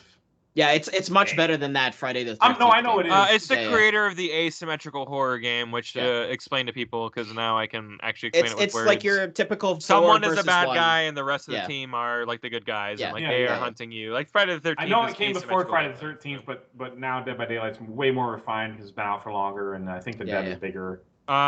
Huge streaming community with that game, Yeah, for sure. Everyone likes it. All right, watching. We got The Last Duel here. Ridley Scott. I think I'm the only one who saw Last Duel. Okay. This stars Matt Damon and Adam Driver. Damon. Matt Damon. He wrote it, right? Matt Damon? I'm Adam Driver. This takes place in France. Everybody speaks English or in some weird British accent, but you don't question it. But it takes place in like an old 1800s France, and this is actually a true story about Jodie Comer's character. She was in Free Guy, and she was great in that movie. She's like the lead girl in Free Guy. She plays somebody who accuses Adam Driver of raping her. And this is trigger warning or whatever if people are Kylo. Come on. Feel sensitive about that. But if you Wikipedia this shit or Google it, whatever, this actually happened. Like, Matt Damon is married to Jodie Comer in this movie, and their characters, you know what I mean. And this actually happened where she was like, "Hey, Adam Driver's character, I forget all their names. They're very French names, so I don't remember their names. Whatever. But she was like, "Hey, he raped me," and Matt Damon was like, "Cool, then I'll fight for you. I'm going to fight for your honor." And I am going to, we're going to have a duel. I'm going to challenge him officially to a duel. And the way you do that is you have like a proceeding in front of the king. And the king at this time was like King Charles, somebody who ended up crazy. King Charles VI or something like that. They had it played by the young guy who was in the Uber episode of Black Mirror. So he's like he kind of plays a little there's hints of him being unhinged. Like he smiles at the sadistic moments, but they don't lean fully into the king being unhinged, but he ends up being crazy years later. All right. But anyway, this ends up being the last sanctioned duel by the government of France, or whatever you want to call it, the monarchy of France. It's just an interesting story. I mean, if you're into fantasy, or not fantasy, you know what I mean, historical dramas, yes. Sword and Shield type era dramas, then you're really going to be into this one, especially because Ridley Scott, in my opinion, does this era of storytelling really well. If you've seen Kingdom of Heaven's director's cut, you know that. Gladiator, you know that. I mean, yes, Ridley Scott just does really well with this. And Matt Damon and Ben Affleck co-wrote the script with there's another female screenwriter, and this is a Rashomon story. Which what I mean by that is, you have Matt Damon's character's perspective that starts the movie. Adam Driver is the middle part of the movie, and Jodie Comer is the ending part of the movie. Oh, interesting. Okay. So like each writer wrote the POVs of each different character. I didn't know that. That's cool. Yeah, and I'm a sucker for that type of stuff, dude. When it's like when there's slight differences in the story, you know, like and it could mean everything for back then. It could mean everything for those characters. When you know things are just handled differently, it's just a really freaking fascinating movie. Is it like a case of like unreliable narrator because they all have their own perspective, or? I think the movie does decide on a truth in the story. Okay. So it's not like Rashomon where you're like, what the hell happened? I don't understand. And then the wife is hysterical because it's whatever, it's 1940s or whatever. And she's a woman in the 1940s. You know, so like they just decided in Rashomon that the woman was hysterical. So that movie's still great though. I mean, it's a groundbreaking movie by Akira Kurosawa. So don't let me badmouth that one. But this one does definitively decide. Here's the story that's happening. Here's what actually happened. Even from Adam Driver's perspective, you go, oh, okay, I know exactly what happened here. Like even from his perspective, because like he's just the worst. Like every dude in this movie is the worst. Like it's yeah, I mean Ben Affleck is making some performance choices, let me tell you, because he plays like a rich, snobby lord, and he's just having fun with it. And yeah, it's really entertaining. Kyle, I know you're really gonna like it because you loved Kingdom of Heaven director's cut. Yeah, specifically. I think I liked it more than Gladiator once you told me to watch it. Oh wow! Really? The director's cut is a different movie than the theatrical cut. And when I say that, totally different. I don't mean that in like there's a couple scenes that it's literally a different movie. Yeah, it is. It's so different. Like I just feel like the characters are so. I mean, granted, it's like a 3-hour movie. It's a long movie, the director's cut. But I just feel like the characters are so fleshed out compared to Gladiator. Like, and you technically kind of can compare the two because they're in the same era. Yeah, kind of, in a sense. Kingdom of Heaven's in the Crusades, and I think Gladiator's a little before that, obviously. Yeah. Yeah, that movie is freaking amazing, and I can't I mean, every time I say you got to watch the director's cut of Kingdom of Heaven, it's kind of like the way you told me, Kyle. When you first told me to watch that, I was like, "There's no way that movie's good. There's no way," because the theatrical was so bad. Yeah, and that's the one I watched first. It's literally a different movie. That's so I weird. can't emphasize that enough. You know, like it's literally like it's the way that people think about Blade Runner and Blade Runner director's cut. Yeah, the final cut. Yeah, no one gives a shit about Blade Runner. It's an awful movie. Harrison Ford's narrating, and it's so awful, and it's literally like a bad movie. Yeah. But the director's cut or the final cut, whatever you want to go with, they're both different cuts, mind you, but they're both good. Ridley Scott once again. He got it right the third time or the second time or whatever. With Blade Runner, and it's like it's a different movie. Like Blade Runner, like reads differently when you watch the final cut. Like you leave the final cut going, is Deckard a replicant? I don't really know. Yeah. But if you watch the theatrical cut, you're like, well, this is a weird movie about a guy killing robots. There's no not a lot of references there's to that. Nothing to think on in that movie. But but he changed the entire philosophy of Blade Runner when he put the director. This is the same case, like where the director's cut of Kingdom of Heaven almost doesn't make sense. You're like, okay, well, a bunch of people fought over the Holy Land. We know that happened. But no, when you watch the director's cut, you're like, oh, all these characters have a story. that for some reason they all got cut in the theatrical version. Every single one of them. I think it was a demand of the studio to go, okay, you're gonna make this like 2 hours exactly or something like that, or 2 hours? Yeah, exactly. Yeah, and Ridley Scott's cut was like 3 hours, maybe 15 minutes. Yeah, 3 hours, 15 minutes, or whatever. And the studio was like, I'm talking. It's 45 minutes of extra context that reframes literally everything in the movie. Yeah. Like not in a way where like when you're watching like Lord of the Rings and you're like, oh yeah, those extra moments like added like extra whatever. Like yeah. This movie literally changes everything about the movie. It's not like it doesn't add more context. It literally like changes the way the movie plays. So highly recommend it. We'll need any director's cut for Last Duel. I think it hits the way it intended right out the gate, and it's reviewing well too. So it's cannot wait for the director's cut of Prometheus. I was literally going anything to make that good. Anything to make that movie good. Hey, you know what? As a not like snob of Ridley Scott movies, I thought it was fine. So I mean, Dan, I'm gonna have to cut you off here real quick. Thought it was fine. I literally can't hear you anymore. You're not coming through. You're not coming through clearly. You know what? Muscular bald dude. You know. I will give you fine as long as you're not out here preaching that it's great. Because I'm it was fine. I have friends who are like, I'm a film student, and I'm telling you that movie was good, and I'm like, I'm telling you, go back to film school. I'm telling you. Listen, I was entertained, but I wasn't like, oh my god, this blows the Alien movies out of the water. Or anything. I'm okay with that. I'm more okay with that. And I appreciate your opinion, even though it's borderline on wrong. Yeah, well, you said that about Signs, Kyle, and Signs is fantastic. I kept quiet during Signs. I was respectful. Mel Gibson is not respectful. Kyle, let me ask about Signs. No. And we're not going to dwell on this. No, we don't have to. It's one of your hang-ups, the fact that they came to a planet that has water on it. It is one of many hang-ups for me. Well, it's like War of the Worlds, right? I mean... Yeah, that movie, it has a dumb ending, too. It's like, oh, we didn't know the microbes. I'm like, you can fly intergalactic space, but you can't scan for poison. Well, the thing about Signs was, War of the Worlds, I felt like was a bad adaptation in general. I didn't feel the dread... Yeah. I did not feel the dread of the radio show at all when I watched War of the Worlds, the movie. Yeah. I didn't well, feel it's because, dread. like, sorry, that was Spielberg, I love you. But I know, but when you listen to that, when I was in school and I listened to War of the Worlds, the radio show the first time, I was, like, scared.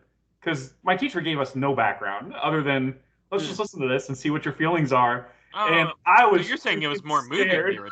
All right, yeah. So, like, that movie gave me nothing. But Signs, though, I felt like it was like more grounded and gritty. No, I felt like the writing did enough to tell you that the aliens were, for whatever reason, in a rush to find a new planet. There's something about them that they didn't do any research at all. They're just jumping from planet to planet, and they're trying to figure out somewhere that they can find a new home because they are struggling in whatever's going on. If I pulled up on a planet that was 98% cyanide, I would probably roll past it. That's all I'm saying. Kyle, you don't have any device to even register cyanide. You don't have no device. I'm just saying. That's the thing. I felt like the movie sold that they were desperate enough to go somewhere that might harm them. I get it. And I'm a proponent of saying when people say I'm just saying, they don't have anything to say. So I'm just saying. Kyle, I'm just saying. I'm just saying. All right, let's move this along because we're gonna go forever with all these news stories and everything if we don't move forward. Tim will be happy we're delivering content. Daddy gave you some content, Tim. What? That's all I gotta say. Yeah, Tim, you know, just edit around what you think is best. Yeah, Tim's cut out all the. Tim's not gonna do that. Yeah, I know. Hey, welcome to Kyle's 3.5-hour-long nightmare. And it has nothing to do with the season. It's just a fever dream. Well, this is a spooky episode. It is, yeah. Jeff, you and I, we watched Halloween Kills. Yeah, Halloween Kills, the sequel to Halloween 2018. Which is a sequel to Halloween original because it retcons the others. This whole trend, even gaming does it, God of War does it. This whole trend of renaming sequels to not include a number, stop it. Yeah, don't. Just stop it. We still call it the PlayStation 5. We didn't call it the PlayStation, you know? Like, yeah, that's just the stupidest thing. That means that tells me needs to be that you're done at this movie or you're done at this iteration. Why are we doing more? Well, when you actually say I like God of War, like depending on context, you're meaning something very different. Yes. Yeah. You know, Absolutely. like you're either a Chad gamer or you're a gamer that really likes really good You just say stories. 2018 God of War. You say 2018 God of War. You say 2018 God the of fact War. that you have to say a freaking year just drives me crazy. It You know what does, movie just did it, and it's coming out soon? Scream. Yeah, Scream. Just put the 5 there. Just put the 5. How could you not put 5 as the S? It makes no sense that there's no 5. Ream, you know, 5 Ream. 5 Ream. 5 Cream. 5 Cream. Right. So you guys watch Halloween Kills. We watch Halloween Kills. This is a movie about a town that has the dumbest people that live inside of it. And I will defend it by going, hey, remember, they were dumb when this movie was made in the 1970s. Everyone was just like, oh. So nobody got smarter in this town. Everyone remained dumb. Drinking the same water. That's the so way I guess if you follow that logic, and the logic that there was no sequel, there were no sequels. No, they don't. Until 2018. Hey, they're not brothers anymore. Stop it. Right. So there's no sequel. The characters are still basking in their dumbness because Michael Myers went away. Yep. So I guess I could buy that. I guess I could buy that they're still dumb. Everyone there is just living in this and it's blissful perfectly dumbness. acceptable. You know, guys. They're drinking the same water. It's the same water. It's the same mineral same well fluoride water. It's got lots of fluoride in it. That mind controlling drug from the government. I don't know. I'm such a dummy for these movies. I really liked it. I probably liked it way more than you, Jeff. But I'm not singing. I'm not singing its praises in terms of like being like you got to. Not like Candyman. Not like Candyman. No. Like even if you don't like Candyman, special. go watch Candyman. If you don't like Halloween, don't watch this movie. Like it's not gonna do. I mean, like because this is just that. Like they're still shooting this movie like as if everyone was in the 1970s still. It's got hokey writing.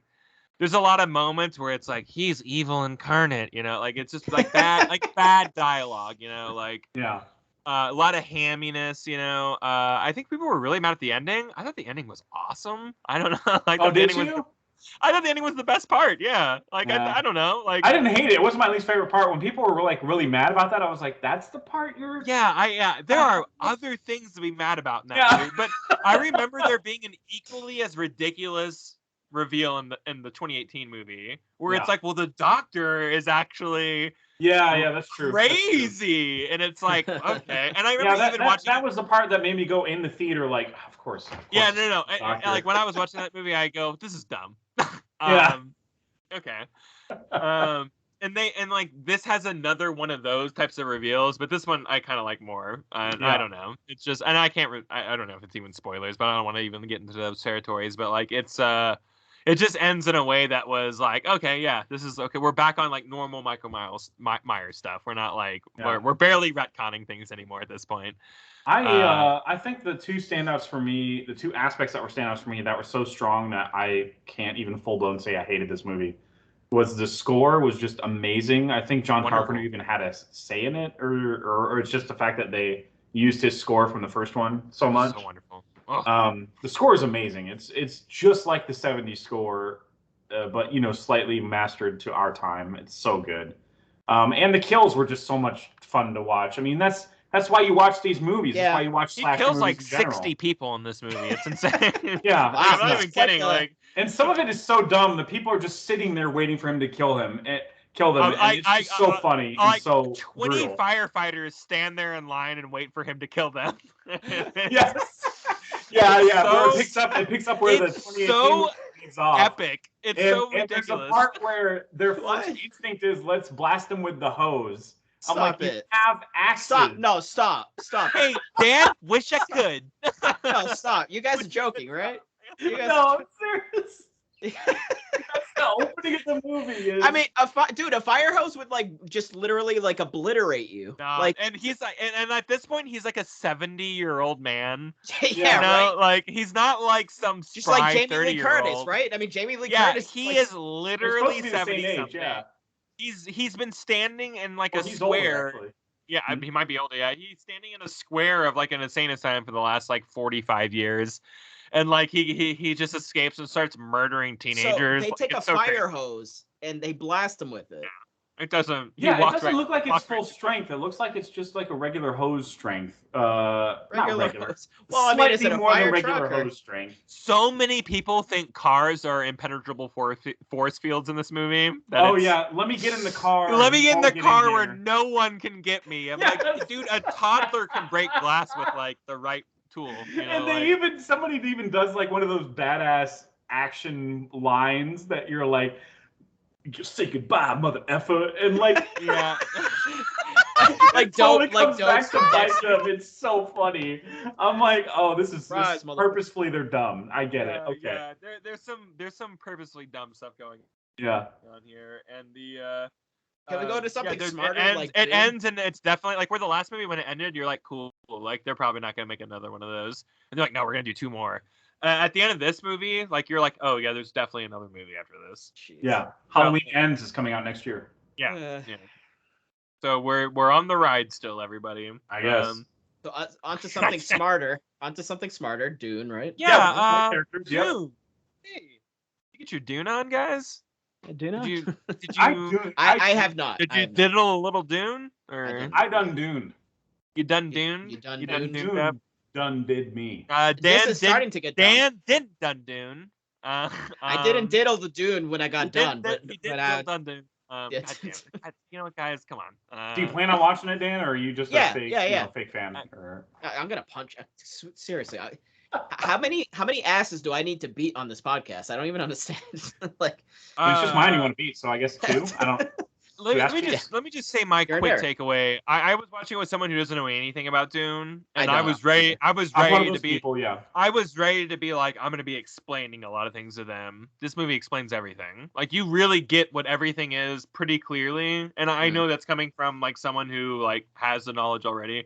But like, I felt like every time I was being like, well, like these are space witches that like dictate fate or whatever. The movie's already. The movie explains it.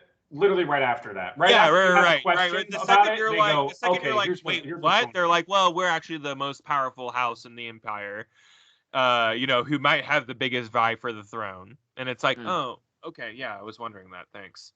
And they do it in a way that's not Nolan-y like exposition. Like it feels very. I don't know. Like, there's something really organic about the exposition of this movie. Yeah, I can't put my finger on it. Like, I love Nolan. No one ever stops and goes, "Hey, Paul, this is how the world you live in works." Yeah. I don't know. Like, it's really explained to you in a way where, it's so organic. Denny V is the greatest. Dude. He was the only person who could do this movie. I think. I feel like he was like born to adapt this movie, and I think he was. It felt like Sicario and Arrival. If you combine those, were like an audition for this movie. Yeah, because it's got the intensity in some moments of Sicario and the sci-fi, hyper intelligent sci-fi of Arrival that just makes you go. So like, what just happened? Like, so kind of like general description of like what the deal is with Dune. Like, what would that be? The elevator pitches is this planet holds this item called spice. That's like a fuel and a drug. It's the same thing that it is in like Star Wars, because like George Lucas literally ripped everything off from this movie, or this book. Excuse me, not in a bad way. Literally all sci-fi is ripped off from like Frank Miller's Dune, or what is the one Jack Carter or whatever. Like everything is a ripoff of Mars. Yeah, John Carter. Thank you, not Jack Carter. Those are the two like things that every sci-fi is like birthed from. Yeah. But like I guess that pitches is like, hey, there's this resource that's on this planet. The Empire sends the most powerful family in the Empire to go like take over this planet and rule over it to make sure they can secure this element for the Empire. They get there and everything's not as it seems, and it seems like it's like some sort of like setup, and it gets very political. I think it's gonna get more. It's gonna get more political later, but it's very much about like families and backstabbing and saboteur, and oh my God, was there a spy among us all along? Was there this all along? That's definitely the politics of it. And that's I love that. It gave me Game of Thrones. I mean, good Game of Thrones energy that you. When you think fondly of Game of Thrones, that's what you think of is like no one does that anymore. Jeff, I'm sorry. I know people pretend that show just doesn't exist anymore now because out of 100 episodes, I hated 2 of them, and I hate the whole show now. Oh, okay, yeah, this rule is supposed to be logical. Well, I mean, it's kind of like How I Met Your Mother, right? I mean, no, it's not anything like that. I am literally gonna get. No one can hear Dan anymore. I muted him. It's fine. And he is muted forever. Nope. All right. Yeah, this movie does like the explainy stuff really well because Kyle, you went in with a kind of a wealth of knowledge. Yeah. And I watched it the first time on my TV, and I was like, wait, what the hell are they saying? Are they saying real words? I couldn't understand what a lot of people were actually like. There were like Lady Jessica. I could understand half the things she was saying. Sorry, Rebecca Ferguson, you're amazing. Couldn't understand anything you were saying in this movie. When she whispers, I lose my mind. I can't understand anything. And everybody is talking behind a mask in this movie, and there's a lot of moments where I'm like, what? Like in real life. Yeah. So I'm definitely gonna watch it again for the third time in HBO Max with subtitles because there's no shame in watching anything with subtitles. Even is it like accents or something? Or are they speaking like a fake language? Just Rebecca the Ferguson, way the audio's mixed. I think it's. Just I think so too. Yeah, Rebecca Ferguson does have an accent, but like I've never had a problem understanding her in any movie ever. It's literally just this movie. There's the whole thing with it's in the trailer where Paul is doing the pain test with the box. Yeah. And Rebecca Ferguson is whispering some stuff, and I'm like, what the hell are you saying, woman? Like, I just don't understand. And I feel like it was very important because Paul is mouthing what she's saying. She's saying the most famous quote in the entire book: "The pain is the mind killer." You know, yeah. When there's no pain, it's only me who remains, or whatever. Like that's the most famous. But like, I still couldn't understand it, and I know that quote, and I was like, "What is she saying?" Yeah. And I know what she's saying. But she could have been saying, "I really have to poop right now. Poop. I have to poop really bad. Yeah. I had a really fiery burrito. I have to poop. I have to poop." There was a lot of sand in this burrito because of the sand in it. It feels like sand coming out. Am I right? Yeah. But I still felt like the explainy stuff, the exposition that some people tend to pick on Nolan for, even though, Kyle, you and I love Nolan's movies. I think he handles exposition. I mean, I think he does the exposition just great. I mean, it's fine. But this there has to be some in his movies. Sorry. This movie, like you said, does it definitely more organically. This is coming from somebody that has no Dune experience at all. To where I'm following along with everything that they're doing. And by the time they get to I feel like the crucial part where they have to explain less is the part where they go to one of the crawlers that's actually mining stuff, and they fly out to it with their little dragonfly planes or whatever, and they're something doesn't go right, and there's a sandworm coming. So by that point, they have to explain way less of what they're doing, basically. The only thing that you catch is radio chatter as to where everybody is. That's the only thing you need to know. And by that point, I'm like, okay, I understand what's happening here. I know exactly what you're doing.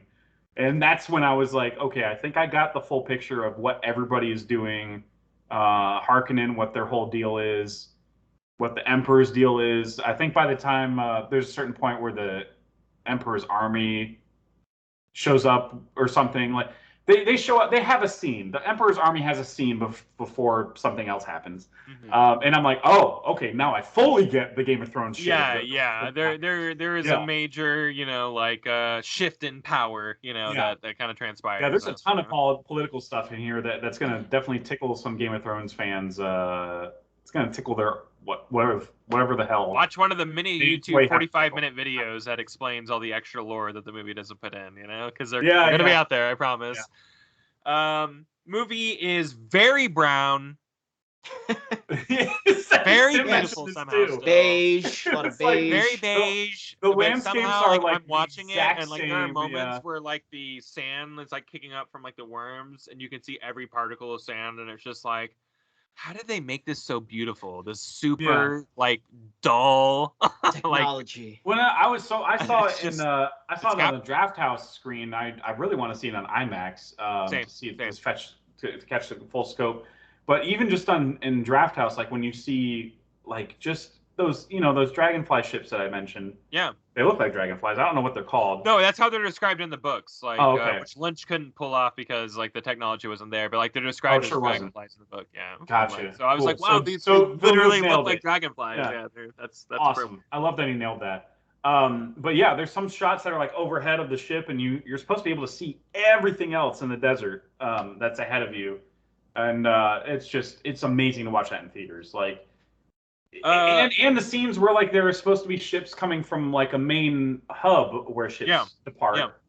You can see that way clearer in the theater. There's just some shots that you don't get the full scope of it unless you're in a theater. Yeah. But yeah, I mean, it's still great on TV, especially on HBO Max in 4K. I mean, it's still pristine. I was blown away, and I used my new surround sound system on this movie, and like was totally. I was so like, there's so many moments where like the bass really booms, man, and like it's just like Hans Zimmer. Ooh, Hans Zimmer Destroys this track so bad. Like he just like he creates such a mood because there's not a lot of music. There's not a lot of music in this movie. There's no melody. He's just like creating a mood. He's like sounds. Like that's like it's what he did for Blade Runner. Like where it's just like it wasn't cohesive music. It was just a lot of like synthy. I don't know. It's just he has a way of just like making you go, hey, you're in this world, and this is the sound of that world. He made me care about Superman, the Man of Steel. And I love the little teasers that they gave you in this movie of the future stuff. Zack Snyder, take note of all your DC bullcrap that you tried. This is how you do flash forwards, all right? Yeah. I'll let you know. Yes. This is how you do it. This is how you tease a sequel. Because the way that they teased it in this one, I was like, oh crap, I want to see that sequel ASAP. Like, because there's a dream sequence in this that I'm like, oh, that is the future. That's not a misinterpretation of the future. That is the future. Yeah. And I was like, I need to see that movie. Like, it was so good.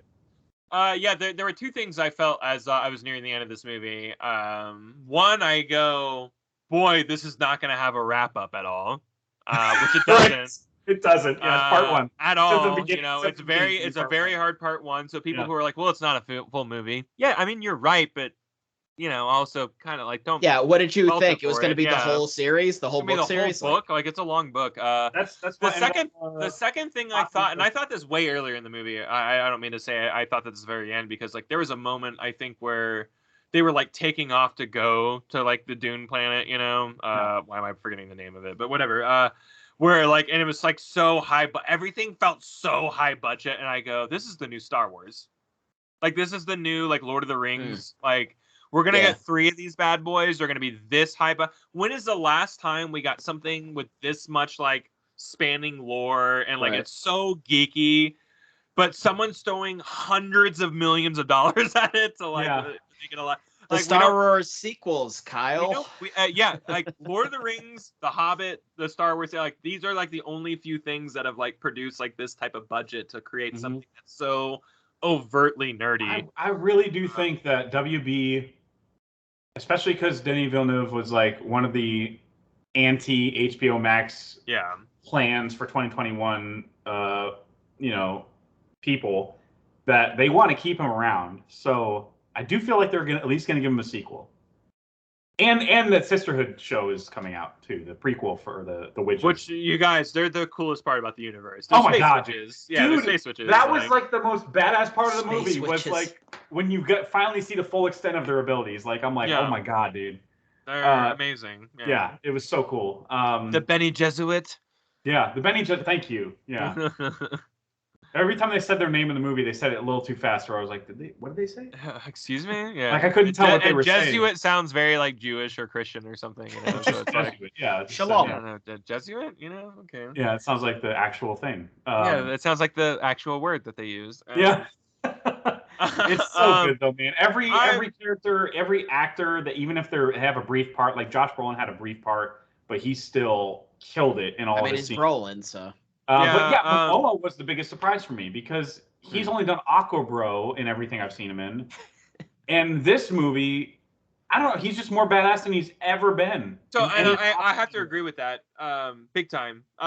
Duncan Idaho in the book is like he's a major badass, So like when he does that moment where like he like screams at a bunch of soldiers and they just like run the other way, like, people know who Duncan Idaho is. And like I don't know, like when you go like, well, Jason Momoa is going to be our big like popular guy. Like he hasn't earned that since Khal Drogo for me. Yeah. So like to see him actually kind of be cool again and like it really play really well, and he has a lot of really cool like. And he's personable too. Like you believe that he's got this kinship with Paul. Yeah, which is a great sci-fi name, by the way. Paul, Paul, yeah. Great sci-fi name. Yeah, Lady Jessica. Yeah, she's a very powerful space witch. Whatever. Let's just pick white names. Who cares? Yeah. I don't know. I like that stuff. I like all the little world building and and stuff like that. That's all throughout this movie. There's a ton of world building, yeah. Throwaway lines that you could like do YouTube. Harkonnen was like inspired casting. The head of Harkonnen, I forget that character's name, but Stellan Skarsgård is the Baron, yeah, the Baron, and he's like in like this fat suit, and he just looks disgusting. But he's even wearing prosthetics around his like neck or jowls and stuff. Yeah, but he just like purposefully looks like a little disgusting, and because he's clearly abusing spice to be able to live forever, and like treat himself horribly. But he can like do this floating thing too, so like it's kind of like, I don't know, man. It's just what a creepy ass villain character. So good. Oh man. Yeah. Dan, please watch it. I would love to know your thoughts on it. You know, it's as sci-fi as sci-fi gets, I would say. So yeah, I remember initially seeing the trailer because obviously I'm aware of what Dune is. I just had never seen the original movies. Is there more than? There's a miniseries on sci-fi miniseries and a movie. Okay. You know. Okay. Yeah, I've never seen those. So yeah, well, but the trailer looked interesting. Do you have any background on Dune? Like, are you like me, where you have no background on Dune? Nothing. Yeah. I'm like Kyle. I don't read books. Like, I definitely recommend putting it on subtitles first time. Yeah, if you're gonna watch it at home, put on subtitles. I watched it twice. The second time was more like. It was more of a gratifying experience on the second time I watched it, not just because it was in theater, but because I knew all of the nouns they were throwing at me that I hadn't heard before. You could also anticipate it, so. Yeah. Like I knew what they were actually talking about now. The first time you're kind of trying to figure out like, so who's Atreides now? Like who's Harkonnen? What are they talking about? Like you're just kind of figure out who everybody is. Well, that's sci-fi. Well, and that's how Game of Thrones was at first. I was like, yeah, it's true. Who's who and what's the relationship? They had like 6 or 7 houses in that freaking show. Yeah. Well, whereas like that tells it in this like in a 10-hour story, you know, that first season to like set up everything. Like this movie does it in 2.5 hours. Like. And you really understand like a big section of like the lore of what's going on and the different factions and what the Empire means to certain houses and stuff like that. It's really something. He really pulled it off here. I agree. Can't believe that there's not a second movie like secured before this movie was done, because like if there's nothing after this movie, then this is the biggest flop of all time, to be honest. Not just that, the ending is like a giant middle finger. If there's no sequel, let's just say that. Because that ending left me dead cold. I did not like the very, very end, like 30 seconds of the movie. It drove me crazy. There's something about it that, Kyle, you and I will have to talk separately about this. There's something about the very, very, very end. And this is like a small, small sliver of the movie that really, when movies do this, it really pisses me off. That's all I'm going to say. Yeah. If it's a certain line, and it might even be the last line of the movie, then yes, I'm here for you. Yeah, we're probably gonna have a lot to agree about. Because I thought this movie was perfect. I thought it was awesome, but like at the very end, like it ends, and I go, okay. Yeah, exactly. You're like, all right. I can't. Yeah, it's obviously a sequel. Again, like it's almost like if Frodo turned to Sam as he's pulling him out of the water onto the boat, going like, "Oh, adventure's just beginning." Yeah, you know, like, and then like I'm going on an adventure. Yeah. I don't know. There's a lack of finality to it, but like you knew that's what it was gonna be, but the movie like leaning so hard into being like, you know. Yeah, it was already doing the sequel setup so perfectly. That's why I didn't need that final. Well, and I think that like even like Lord of the Rings 2, like the Two Towers, like it ends a little like there's more of a finality to that ending. You're like, oh, okay, like that was the end of that arc or whatever. Yeah. You know, I think that like there are ways to end a movie where you're like, oh, that there is like, and in many ways there was, because there's a major chapter end to this like character's journey or whatever. There is, yeah. It's definitely like you just want more. It's the right place to end the movie. Yeah, it's for sure. just the way that they chose. Like I was like, guys, you don't have to drive home that there's going to be a part 2. I know there's going to be a part 2. It you show me a starts dream by sequence saying of part 1. It literally says part 1 2 at the beginning. The movie says part 1 at the beginning. I get 1. it. Like I don't need a line that says we're going to be back or whatever the hell. So, anyways, it's very few times a lifetime we get a high budget sci-fi / fantasy movie on this level by not just a director but like an artist director, like a true auteur, you know. Anyways, let's get the headlines, guys. We're running a little long here. I'm gonna pee, so feel free to speed run through some of these. I'm gonna speed run. Oh, we're gonna speed run so hard. Oh, there's so much stuff here. Okay. Are you a Splinter Cell fan, Dan, at all? Splinter Cell guy? I've played like a portion of one of them. Okay. Okay, so no. The answer is no to that. Yeah, no. I was more of a Metal Gear Solid guy, to be honest. So. That is the right answer. I will definitely say. Suck it, absolutely the right answer. I will say I played all the Splinter Cells. I've beaten most of them. I enjoy them. If we're talking about like, how do you want your stealth? I want it with like existential, weird Japanese stuff. So yes, I skew towards Metal Gear Solid, even though they're really hard to compare games. I would say, they offer different pacings and different philosophical angles of coming out their games. I think Splinter Cell's more realistic and grounded. Absolutely, and I feel like this is a series that everybody wants. So like it coming back, myself included, like this is good news. I don't know why it was on ice for so long. I don't know. Right now it's a rumor, but it is just a rumor. Yeah, there's nothing confirmed yet. I feel like you can't make another Ghost Recon open world, so it feels kind of like the next thing that Tom Clancy has to do without making another like raver Gen Z game. Yep. Kyle, you sound far away again. Jeff, does he sound far away? Hear me? Yeah, a little bit. Okay. What now? You still sound far away. Oh no. Sam Fisher took out your audio. Now, can you hear me? Yep. Yes. You're good. Yes. Perfect. Okay. All right, that's really weird. Get out of here, Sam Fisher. Anyways, we got an EMP on my mic. Let's get off of Splinter. Hey, what do you feel about Splinter Cell, Jeff? Now that you're back. Oh, I haven't. Well, obviously, I haven't played one of those in a long time because it's been forever since we had one. Yeah, Yes. 8 years. Yeah. So who is? I might need to be reminded. Who is like the main? Is this the Sam Fisher stuff that you were just saying? Yeah. Oh yeah. So every time I play one of these, I'm like, dang man, look at how cool and slick and fluid the combat is, and like it's almost like Jason Bourne, where he's like just using the environment to beat the hell out of people, which I thought was really cool and should be capitalized on in the current gen for sure. Not our podcast, PS5, Xbox Series S. Yes, obviously. Obviously. I'll play it. I'd like to see more. Yeah, absolutely, me too. Not a Splinter Cell freaking battle royale. I swear to God. Yeah, I hope it's a card game. All right. Speaking of card games, the Steam Deck. You get it, deck cards. Yep, you got it. There's a segue. It's that's a stretch. That's a Tim-esque segue right there. This is a Tim topic because I don't know anything about this particular thing, but it's gonna have a rating system that shows which games plays best on it. I think that's super cool. I don't have a lot of details on that, but I think the idea and concept of that whole thing for Steam Deck is really cool because it would make sense, like some games are just going to be better like on mouse and keyboard and stuff like that. It's not, maybe a lot of games won't feel good on Steam Deck, and an indicator of that might be, a good thing. So Kyle, in case you weren't aware, if you actually, the ones that are highlighted, if you click into them, there's some additional info. Ooh, can I just read it in his voice? Sure. I was just letting you know because you said I didn't have any. It does, because it does say his name next to the comment. It does, yeah. It says, Tim, among other features, the updated trilogy. Oh, that's GTA.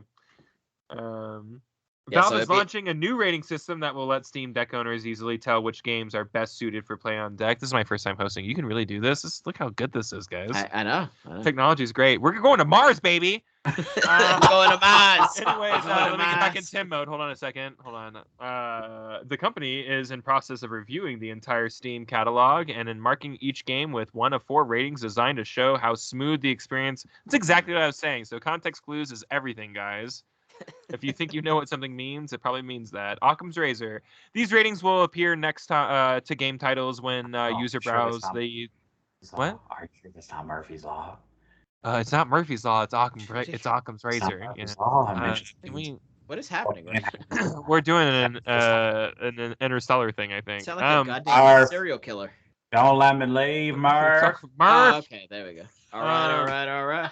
Yeah. Steam Store using their deck, meaning they'll know if a game works well before buying it, which is cool. Like, maybe if like you try and buy Civilization, it's like, I don't want to buy that on this. A visual indication of how it'll run on your deck is is helpful. So I agree. They will also show next to the games in a user's library, allowing them to tell which of the games they already play on PC can be downloaded on their deck without any issues. It looks like this thing is going to be really user-friendly with how you log into it. Love it. So if you have an existing Steam Deck, it's probably going to have a lot of bells and whistles right off the back. Probably auto download some stuff, and yeah, sounds pretty good. So the next bit about GTA Trilogy, I added a comment to. It might be hard to see that, but it's about the trailer that dropped today. The 1 minute, the 1 minute long. So basically, Tim, I think, had marked this as a rumor, but I think Rockstar had confirmed that it's going to feature GTA 5 style controls now. Right. Yeah. So it's pretty much confirmed. Which we saw. We saw the visuals. Yep. Yeah, it looks really cool. Reflections look really good. Lighting looks really good. Great. I saw a lot of stills and I was just like, really? That's what it's going to look like? I was pretty impressed. It's not a full remake. I think a lot of people were getting really excited about like things looking better, but like they look how I feel like they maybe looked like whenever they originally came out. You know, I saw people posting that. It's like, that's funny because you'd have, hindsight is, Yeah. 50-50, but I mean, like I saw people complaining about the visual look of the characters. I actually they almost kind of look like toys. It's almost like a play set, like the kind of plasticky but like nice smooth like textures to them. Like there's a lot of zoom ins on the characters in some of the screenshots that they shot, and they look good to me. I'm not gonna lie, like a lot of things. Yeah, I was very surprised with how much they actually put into this. These are all open world games, so they clearly put in the effort. Like and if they have like updated like save points and stuff like that, like checkpoints and stuff, so I don't have to like do the train mission on San Andreas over and over again, that'd be gret. Yes. That'd be great. Let's just never talk about or do that again. It would be super good. I mean, their trailer for their trailer a couple weeks ago was obnoxious. I thought like the leak was bigger than the actual reveal of this game. And I thought this trailer delivered. The trailer it showed it put their money where their mouth was. And it did that. It showed brief glimpses of gameplay. It was only a minute long, but the primary thing I think was to get out the release date of November, whatever it was, 11th, I think. 11th, I think so. Yeah. $60. $60. $60 for all three games, guys. That's actually a really good bargain. Yeah, and it's on everything. Get on Switch, get on PS5, PS4, Xbox, PC, whatever. Indeed. Pretty cool. Speaking of games, on the horizon that might be open world, Elden Ring has been delayed until February, but it's like a whole month. Yeah. It's the same day as Saints Row is when it's going to come out. You know what's crazy? I don't know. Are any of us major Souls fans here? Is anyone like?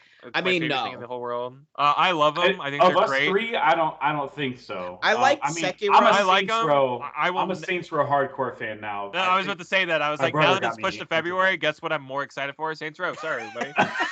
Whoa, that's a hot take. So I will say though, Sekiro was like a good like jump in like a different direction for that developer, because I felt like they were so Bloodborne was also pretty different too, but I don't know, I felt like there was just a lot of sameness going on with their games for a while there, and I felt like Sekiro was a good jump. Made me feel like a stupid gamer, so I hate that game. You're not stupid, Kyle. It's just very hard. It's so hard. It's very hard. So difficult. Anyways, very excited for Elden Ring. Whatever, moves up to February. Everything else is releasing then, so why not? Everything's fine. Not a big deal. Yeah, I don't know what a month gives you in development time either. I'm not a developer. Apparently a bunch. Maybe it's just QA that needs to. I don't know. Maybe. Who the hell knows anymore? We got a lot of DC news from DC Fandom. Not Fandom DUMB. That would be amazing. Not dumb. Actually. Like a lot of their movies, but oh, my Marvel showing. I know. Damn, son. Sorry. We I'm have. I'm here for it. 100%. We have Gotham Knights coming out. That looked pretty cool. We got a really extensive trailer on that. That was more story trailer. We've seen 15 minutes of gameplay already. So the Owl Court, the Night of the Owls, the Owl Court, whatever that's called. Court of Owls. Court of Owls. It's good stuff. Read the comics. It's good. It's good stuff. It looks creepy. I literally know nothing about that whole story. So I this was like kind of like great. A first for me of like knowing anything about it. It looks creepy. It looks interesting. I love the idea of like Batman being dead and being like, you got to play as all the people he set up to like take over whenever he was gone, and like now it's their time to shine. I think it's super cool. Super into it. Yeah, and multiplayer co-op. Multiplayer, that's huge, guys. It's super big. Suicide Squad trailer also. But Suicide Squad trailer, I feel like they showed a lot of story. Mm-hmm. This game's gonna be really long. Are we fighting all the Justice League? Yeah, the whole Justice League apparently. Right. Yeah. So I was concerned for a moment about like no gameplay, but then the story got it felt like they showed a lot of parts of the story that made me go, oh, I think this game's going to be like 15 hours or something. Like it's going to be a long game, it feels like. Well, and you don't how many characters you encounter. You don't see Batman as like a turned guy in this trailer either. So I wonder if he's going to like show up as a playable character, because this is Rocksteady's like Batman universe, you know, like what does he show up at the end? You're like, yeah, we're playing as me and I'm part of the Suicide Squad. I don't know. But there's a lot of stuff that's going on here. Or he's helping in some way, you know. I feel like there's a lot of mechanical differences that are going to be between the characters, and if they like do a late game like Batman reveal or something, like you're just adding one more person to play as in this game, might be pretty cool. Sounds like it's going to be really long. How about the convenience of Shark King, huh? Like he's like a huge major hit on Suicide Squad, like but like and now maybe 2 months ago no one knew who he was, you know. It's true. But now he's in this game. He's like fully evolved or whatever. And Captain Boomerang or whatever his name is, Boomerang, Captain Boomerang guy. Yeah. He has a teleporting boomerang in this, where he never had one in the movies. Right. Cool. Which actually could be a fun mechanic to play as. Yeah. If the co-op multiplayer is available in this one, like it is in Gotham Knights, that's going to be a fun character to play as too. Good on you, Jai Courtney. Anyways, good job in the new Suicide Squad movie, Jai Courtney. I just want to say, I really appreciated all of your work in it. You did great. Dan, did you see the new Suicide Squad? I can't. Yeah, it was actually really fun. Okay, I loved all right. Too. So you know what we're talking about. Okay. Well, yeah. You know how much he contributes to that movie. It's a lot. I mean, the beginning is the beginning is shocking. It's very shocking. It's like it's my favorite part of the whole movie, to be honest. It's what I wanted out of it, honestly. Yeah, it's shocking. One more piece of fandom news. The Batman trailer, guys. How about that, huh? The movie? Yeah. Yes. Yeah. I included this one in here just because of how big this movie is, in terms of like it's the biggest character in DC lore, period. And this is like the most excited about a DC movie I've been in a long time, to be honest. So. I get that. Well, I mean, like, so I saw Dune in theaters, and hey, Dune's a WB movie. What showed right before the movie played? The Batman trailer. And it took me literally, I've seen this trailer like 5 times, and it's still in the theater, made me go, what movie is this? Because Matt Reeves' vision for this movie is so unlike it's any Batman movie. It's gonna be rated R, like I mean, I feel like it is. I don't know. And let me say, there's a moment in the trailer where he's walking in a hallway, and there's like bullets ricocheting off of him. This is the same cinematographer as Rogue One. We're getting a new Vader hallway scene. We're getting one. We're getting one in this movie. It's happening. Dude, the raid. Right? The hallway. Awesome. Yeah. Is it the raid I'm thinking of? Where there's a fight scene in a hallway? Is it the raid or? Old Boy is like. Well, there is one. Yeah, there's one with the baseball girl. There is a hallway scene in the raid. Baseball boy and the hammer girl. Yeah. Batman's gonna fight like 100 dudes in a hallway. Watch. Yeah, he is. Yeah. I mean, I hope so. That's he electrocutes some dude like with his claws in this trailer. Did he? Like, and there's like he grabs. I don't even know if I caught that. He grabs him and the guy's like getting Yeah. Okay. You can see smoke coming off of his head. Like this is like a deranged Batman, guys. Like I think he's really going over the edge. This I remember hearing there were test screenings already of this, and people that were not supposed to say anything, but they said things anonymously that were like, this is just a horror movie, guys. Like, it's like horror noir, right? Anymore. Batman's a horror movie. Dude, the Riddler seems like the Joker, but like a serial killer. Like he seems like a psychopath. Like Kevin Spacey in Seven. They said that's a big influence, and the Zodiac Killer, because like he wears his glasses over his mask, which like the Zodiac Killer did that too. Like he would wear mask and wears glasses over it. So like there's a lot of parallels to like real life, like serial killers and whatnot. And like in the Riddler. The classic thing with Batman is like he's a detective, right? He's a superhero. The world's greatest detective. Yeah. So like that's what this is actually being described as. It's a detective noir movie. So I'm like hoping so. I'm hoping they deliver on a lot of those. The trailers aren't really showing that. They're kind of showing him Well, because it's more that's a interesting trailer, to see you know? all the flashy stuff, right? If you Yeah, showed like absolutely. a trailer where he's like with a freaking magnifying glass, like Yeah, what's right. Well, this? there's some moments of him taking off the cowl and he still has eye makeup on, which, by the way, thank you for including eye Yeah, makeup. right. That Yeah, makes yeah, sense. Yeah. But there's some moments of him with eye makeup on and he's like looking at a computer screen or something. I'm like, he's got to be detectiving in that screen, in that Yeah, scene, he's right? detectiving. Gotta Yes, be. he's detectiving. He's detectiving. He's detectiving. Detective. All right. Yes. That's my Lucifer impression, which I don't even watch that show, but apparently somebody says detective coming in like March, a lot.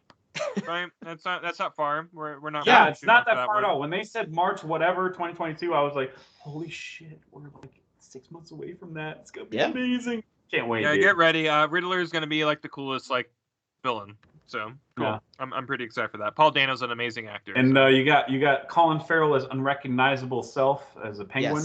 Yes. That's interesting. Yeah. The score also very cool. Bum, bum, bum, like very very like heavy. Yeah. Ugh, yeah, I'm really excited. Definitely better than whatever Snyder's Batman version was. It was like His what? I'm sorry. generic. It was so generic. Snyder's version. All right, no more Snyder talk. Enough of your Snyders. Yeah, I know. We all feel that way, Dan. Trust me. Just let it go. Sorry, I love Junkie XL, but whatever he did there was just like. Yeah, right. Yeah. Let's get Danny Elfman in. Anyways, So, I don't know if you guys actually watched the trailer for this. The Square Enix released footage from the canceled Lara Croft. Yeah, Dan, why don't you take I this? missed this. I saw this headline. I didn't know there was footage. Was this like a horror game or something? So like it's super alpha footage. I watched snippets super of alpha it. AF? Yes, super. Like yes, Derek exactly. Alpha? Oh, and just Yeah. for context, we're talking about No. the Tomb Raider Ascension footage that kind of leaked so online. This was the game that was being worked on and then obviously got canceled prior to the reboot, the 2013 reboot of Tomb Raider. Oh, I didn't realize it was that far back. Okay, cool. Yeah, so this was supposed to be before that. So they in the footage that was released, it definitely has horror vibes. Like the beginning actually kind of reminded me of The Descent. Like she's like in these caverns and a lot of kind of claustrophobic spaces, and she's got like her torch and it dips in the water, so then it isn't lit anymore, and it's like, oh, it's super dark in here. And then there's like one part where it looks like she's like maybe in her Croft mansion or something, but there's like these like demons like running around like just kind of flailing, and she has like this makeshift flamethrower that she's like setting them on fire with, like, and they're just spazzing out as they're some of Shadow of the Tomb Raider. It sounds like some of it. Okay. The Shadow of the Tomb Raider had some of that. Was there supernatural stuff in that, or? I mean, there were some parts where like entities would, whatever the hell, would come up to you and you have to like whatever swat the them hell. away with a torch or something. Yeah, no. I seem to remember some parts of like beings or whatever being in tombs that were like. I thought that was like just the last like boss, right? Wasn't that just? I don't remember there being a lot of supernatural stuff in Shadow, but I could be wrong. I might be also thinking of the DLC tombs that came out. Oh, that might be true. Because they had some enemies in there that were like supernatural. In this, it looked like there was going to be straight up monsters, so that's hence the horror aspect. So that would have made sense as like a DLC for Shadow of the Tomb Raider, honestly, because they were already kind of tapping into that darkness of her. So I thought that was just cool to add in because of spooky time. So yeah, man, I'm already spooked out by seeing those boobs and darkness. Yes. Keep on. What am I talking about? I don't know. I'm gonna guide us out of it. Like get out of here. Get out of this hole, man. Speaking of spooky things, Blood Rain is coming back, specifically with the same controls. That game is 20 years old. Awesome. I don't know. Update those controls. That's really weird to me. But you can get 1 and 2 in the revamped remaster edition on November 18th, just in time for Halloween, right? Yes. Really weird to me. It's fun. I actually really like Blood Rain. I thought Blood Rain and Blood Rain 2 are really, really great games. I just know how PS2 action games felt. Right. And there's no way that's going to feel good to play right now. Like, it's just like, there's no way. Not in a million years. And like, they were really adamant about like, we just want to preserve the way that you played it. It's like, we don't play games like that anymore though. So yeah. Whatever. I think revamped is a clever name. That's all I'm going to say on this. Yeah, me too. Because I never played any of these games. You guys, if you want to buy these games and not play it just so I can get a threequel, that'd be great because I love this series and I would love to get like a modern day, like updated, like super cool version of this. You know, Kyle, it's just not going to happen. So I know. Yeah. Big boobed vampire girls don't sell. Apparently. Can't objectify the big boob vampire ladies. Sorry, everybody. I wanted to mention the Saints Row. They dropped a trailer about their Criminal Ventures gameplay mechanic. This was right before the blood rain, whatever the hell. I'm drinking beer a lot, guys. I just wanted to mention that. I'm really happy that's going to be a mechanic in this new game because everything with 3 tells you, oh, we're a monopoly now. We should be controlling several businesses, but there's no mechanic for it. So I'm really, really happy that the reboot's going to have some kind of venture, capitalist type. Very Vice City Stories vibes. I'm all about that stuff. I love that stuff, dude. Yeah, me too. I like you're gonna be buying appointing like what kind of like businesses you're doing in what areas and stuff like that. Like there's a lot of it looks like some really cool micromanaging here. Looks just like Saints Row, guys. Chill. Like everybody just chill. I don't get the hate. I will never get it. The dislike ratio makes no sense to me. Dan brought up a good point. It's because like it looks too millennial. You create your own character in this game. Don't make that character. Yeah. I don't know what to tell you. I really don't know what to tell you. People just judge at the surface level, Kyle. They just judge at the surface level. Always everybody. Hey, can I impart just some wisdom on you guys? Choose happiness. Just choose it. No. Yeah, just choose. No. Just tell me what to do. That's what it becomes. Anyways, The Devil in Me, revealed as next chapter of the Dark Pictures anthology series, will serve as season 1 finale in the series and star Jessica Buckley. Jeff definitely wrote this. Good job. I did. Teaser alludes to serial killer storyline. And we all know... Jessica Buckley is a very talented actress. Cannot believe that she's going to be starring in this game series. And kind of as we were talking about earlier, feels like, other than Will Poulter, who's in Little Hope, she feels like the biggest star of the... Sure. Yeah. All 4 of them combined. But I think total, they Supermassive already said we're going to do 8 of these games, and this is apparently season 1, and then they're going to do season 2, 4 more games. Yeah. So, but this one appears to be they do this every time they drop a new game, like a House of Ashes. At the end of it, you get this reveal that's like a quote unquote premonition, and it's a trailer for the new game. And this one alludes to a serial killer aspect, kind of like Jigsaw-esque. Serial killer aspect. Interesting. So that looks like it's going to be the gimmick for this one. Cool. Which I'm into that. Same. Every episode they kind of jump genres, and I like that. Yeah. It's like a different gimmick or something like that. Like the one I'm in now in Little Hope is a small town, and then the one in House of Ashes is like whatever. It's like an old Egyptian whatever haunted tomb or something. Yeah. We got any Stardew Valley fans here? I like the transition here of that, something about a serial killer to a Stardew Valley game of all time, like spiritual successor potentially. I've never played Stardew Valley. Stardew Valley's excellent. That is great. Yeah, Stardew Valley's great. My brother was obsessed with this one. Yeah. This it's a 1-person developer, right? Am I wrong? Yeah, basically it's just one dude. I mean, maybe he gets help here and there with certain things, but yeah, one dude. Yeah. Concerned Ape, creator of Stardew Valley, announces that their new game, Haunted Chocolatier. The upcoming game tasks you with running a chocolate shop inside a castle haunted by ghosts. So ridiculous.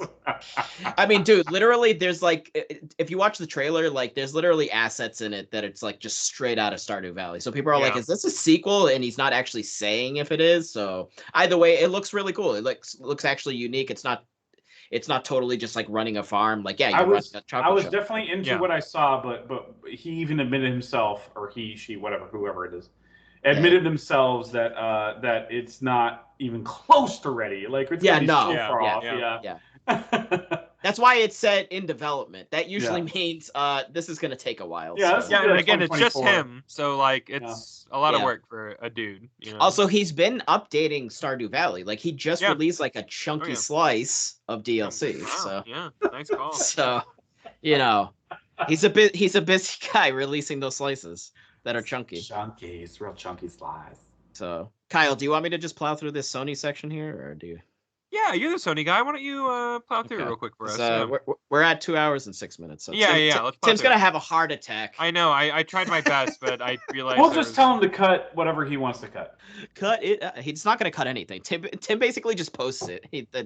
he cuts the beginning and the end just to make sure it's nice and neat. That's it. This is how it goes on, you know. So we're gonna start off with some real great news for us Sony Pony boys. PS5 ends the Nintendo Switch 33-month reign as the best-selling console in the U.S. Suck it, Nintendo, you greedy bastards. Nintendo's always been terrible. I've always said this. Yeah, this is a terrible company.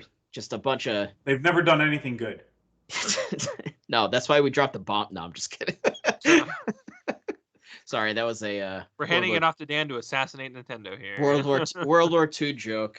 Is it too early for that or no? Okay. Can we make all the jokes yet or? I don't know.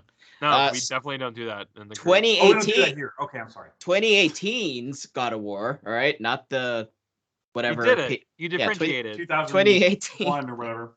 2018's God of War is coming to PC, guys, on January 14th. January 14th of next year. I'm happy for all PC players. True 4K resolution, so Derek's having a boner on supported devices. Derek doesn't listen to this. He's having a separate boner apart from his. That's podcast. fine. Right now, he's just thinking about 4K resolutions, and he's thinking erect. about DLSR. Well, actually, funny that you bring that. This will have DLSS. So of course, then yeah, we'll have that integration. I can hear his boner through the headset. That's crazy. But I mean, DLSS is apparently a big deal. Like Tim's, like it's sorcery. Like I don't even understand. So it's all of those nice. I can't make sense of it. I have a DLSS capable gaming desktop PC. I don't know what the hell the difference is. I don't know. But it just looks pretty. I don't really know. This game's gonna have all the bells and whistles. I'm all for these games coming out on PC because that means it sells more and then it keeps the series going if that's what they want to do. So I'm all for that. Uncharted movie trailer. Yeah, let's just I was just gonna leave it at that. I didn't really have much to say to add to it other than Uncharted. No mustache. Does not look good. It doesn't look good. I don't set your expectations low, guys. That's all there was a Nathan Fillion fan film. And it looked way better than this movie trailer. Yeah. It's weird to put the Uncharted 3 airplane sequence into the Uncharted prequel movie. That makes no sense to me. Hold on. So it's an homage to that scene because first of all, it's happening over the ocean instead of over the desert, right? No, I hate everything about what's happening right now. I hate it. No, you see, you guys sound like all these whiny brats on Twitter. No. I don't mind that scene is in there. It doesn't. I don't know. It's a cool scene. It's a cool scene. Whatever. You remember when Uncharted 3 did the flashback and it was Sully meeting Nathan in the bar when Nathan was bartending? Remember that? No, it didn't happen. Oh yeah, that's right. That didn't happen. Oh, that's right. No, remember when Sully didn't have a mustache? All right, we're halfway through. Remember when? Yeah. Okay. Oh yeah. See, Dan. By the way, this is why it goes over long. We're halfway through. I guarantee you, the movie's ending with Sully going, "What do you think of my mustache?" Or how? Yeah. No, I hate it. I hate that. Don't. See, hold on. They're doing this scene, right? Because they're not going to get a sequel because it's not going to make the money. It's happening. No, that's how it's ending. Sully's going to be like, got a mustache. And that's absolutely right. That's the kind of humor that's going to happen. Marky Mark and the Mustache Bunch. All right. Sifu behind the scenes video details the use of Kung Fu and mocap in the game. Yeah. Really. I mean, didn't we already know that or? No, I didn't personally. I watched the video and it was like a French guy who was like obsessed with Kung Fu and he was like, I wanted to know how to implement this in a video game and the amount of care that went into the choreography of the fight sequences in this game was just really impressive to me. And of course they're using mocap to capture that choreography. It makes sense when you watch the trailers. The all of the it comes off like they're hitting. It's very deliberate, right? Real. Like very So I can't believe that game looks cool. Did fight. Some Jackie Chan stuff going on, huh?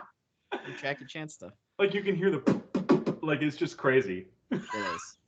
It looks fun. This one I thought was actually pretty cool, and we started off on praising Sony, and we're gonna end with telling Sony to suck a bag of dicks, basically.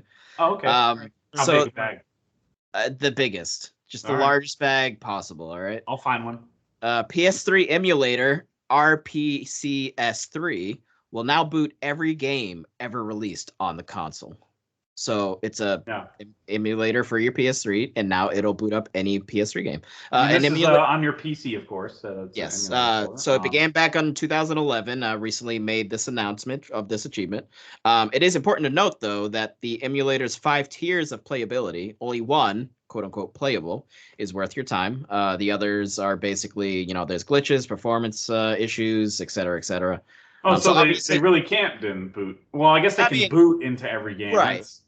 You can't just literally play every game 100%. It's fine. So, I can boot into Windows Vista on an old laptop, but it's going to run like hell. Jeff, Sure.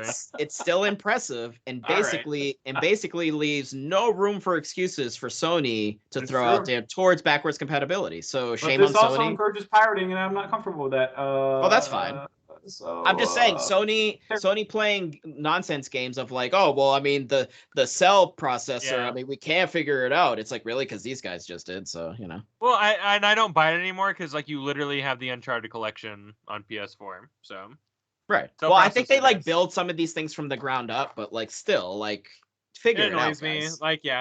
We can't play Metal Gear Solid 4 still. Like, that's just entombed on the PS3. I think that's also Konami just being Konami, so. This is also actually funny. So Nintendo news: Kingdom Hearts Switch native ports are undecided. So Tim added some extra notes there. So it's funny that it's undecided, but yet we're gonna have the Grand Theft Auto trilogy on Switch. So how does that work? Way more demanding games, I would say.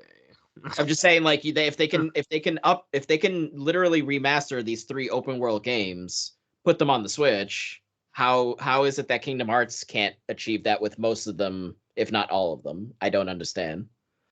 I guess, quote, bringing these titles to the Switch proves to be difficult for various reasons, including the storage capacity of the hardware. Tim put down here, on the PlayStation Store, Kingdom Hearts HD 1.5, 2.5 Remix lists its minimum storage requirements as 45.24 gigs, far more than the standard 32 gigs of the Switch. But who doesn't have extra memory for the Switch? I don't. Yeah, right. Yeah, you should by this point, unless you're. It's cheap too. It's not proprietary. You just just buy it, put it in there. You don't even need a terabyte. You could have 256 gigabytes. I mean, that's their games are very small. Yeah. But I'm saying that's cheap. Those would be cheap. Those aren't super expensive. So not at all. No, they go on sale all the time too. So. I can do the Microsoft shit. I would, go for it. Absolutely. Going to? Yeah, go for it. Okay. Whatever you think is important. I'll be the Derek. So Microsoft nope. I went on a date and I totally banged her or whatever he says. Yep. I regret this immediately. So Microsoft news. Tim included Game Pass's arrivals and departures for the month of October. The only highlights that I have for October 31st really are Celeste, Five Nights at Freddy's. Those are the only ones I recognize of the ones that are leaving Game Pass. Joining Game Pass, everything in this list is already joined Game Pass, so I'll just highlight the ones that are coming. Age of Empires 4 PC. I know that's a big title for some people on PC gamers. Yeah. Alan Wake's American Nightmare. I think that's a quality DLC, if I'm not mistaken. I've heard that's really good. Quality the DLC, but not the game? I don't understand it either. I don't know what to tell you. Backbone is coming to console. I've been playing it on PC. It's one of those anthropomorphic. You're a detective trying to solve. Oh, okay. Oh, is that with he's it's actually a really dog, right? Game. You're like a dog or a fox or something like that. Yeah. It's got a pretty cool animation style. And then I don't recognize the other games, but Forgotten City is coming to everything on Game Pass, and that's made out of a Skyrim mod, and it's you're trying to find out what happened to this ancient city that results in everybody being frozen in gold. It's really really fascinating, and I recommend that one. Shout out to Dragon Ball FighterZ. I have played a little bit of it. It's super good cool stuff. Very cool. Arc System Fork knows how to make very good fighting games. Yes. So. And real quick, I just want to add, because I did tell Kyle that I would update. I finished the Frieza saga on my Dragon Ball Z watch through. Yes. And it's going into the Cell saga. Trunks is here, and he's a badass. What happened to the Garlic Jr. saga? Trunks. Dude, I started watting it. I was like, this is filler. I don't even care. I just skipped right over it. You skipped Garlic Jr.? Right, I don't care. I don't care. I don't care. I know who Garlic Jr. is. Android Saga is awesome. The Cell Saga is great. Yamcha gets a hand through the chest pretty early. It's good stuff. Yamcha's so useless. Why is he the worst? He's the worst. Go play baseball, you weirdo. Watching old anime is so funny though, because it's like nowadays I feel like they just try to terrible. Well, shut up. They pay so much attention to making sure that things just weird things aren't off. Like this is a scene where Gohan and Krillin are gonna fly away because they're on Namek, and they're wearing that the armor that Vegeta gives them, the Frieza henchman armor, and Krillin flies away wearing the armor, right? So the scene kind of flips back and forth, and then suddenly he's in his like reddish orange gi that sea fighters wear, and then it flips back to the armor. Sure. Like, what even happened there? Well, sometimes you got to reuse cells, Yeah. But I mean, we got 20 minutes to fill. But it's not reusing cells. They're on the planet. It's a unique moment. Like what? I don't understand. So it's just weird. It's just weird little discrepancies like that you get. And because like it's on streaming services, you can pause, you can rewind. It's much easier than back in the day. But yeah, absolutely. Dragon Ball Z is still the GOAT. So. Very nostalgic. Yeah, you're tumbling down a nostalgic rabbit hole right now, and I love it. I love it. Jeff. Microsoft, according to Phil Spencer, don't shoot the messenger, has no plans to join the VR hardware space. Okay. He said he admires what Sony and Valve and Oculus is doing, but that's a pass for them right now. I'm absolutely shooting you, by the way. All right. Well, you're doing that for other reasons. So next headline is Compulsion Games. I'm not familiar with them. Are working on a third-person single-player game. They're behind. We Happy Few. We Happy Few is what they worked on. Which I think that's a survival game, so I really couldn't get into that one. Hated it. Yep, wasn't a fan. Sorry. Yeah. Love the vibe. Like I like. Yeah, the vibe is amazing. Yeah, just put it in another type of game. Cool. Yeah, basically, was what I was. Kinda. Yeah, like it's It's just weird. It's a weird game. It's very direction. Yeah. I don't know. It almost actually reminds me of Deathloop a little bit as far as the visual style. It does very much for me too. Because like all the henchmen all the henchmen in Deathloop are kind of like that. Yeah. So the other two things I actually added, so Starfield, and Dan, you mentioned this in our group chat. Yeah. On Zuckerberg book, but Starfield showed like a brief minute-and-a-half trailer that showed what their quote unquote settled systems look like, and it's really just an explanation of lore of like what the two main factions are in the Starfield world, I guess. Or at least this system. Yeah. One's like an authoritarian government or whatever, and the other one's like rebels or whatever. So go watch that if you're interested. It's really not a whole lot of information. Halo Infinite did do a PC kind of overview, which was more like 10 minutes or so, but they covered a ton of details. If you're interested if you're gonna game Halo Infinite on PC, definitely go check this out. They detailed all the setting stuff that they're going to be capable of with this game, which is just, it's just like any other PC 4K capable game right now. So they're going to have more accessibility options, ultra wide support, which is extremely rare for video games because some games will just cut off at a certain point. Designers just don't design those extra spaces for extra wide monitors or ultra wide monitors. So Halo Infinite's going to account for that extra space. Like, holy crap, you can see more of, Master Chief's shoulder or whatever. They're going to have LAN party support where you can like create a host server and everybody can connect to it. This is only on PC. So they're going to have that option if you're into that. Crossplay features, of course, because it's Xbox and PC. So I was actually pretty impressed with this overview.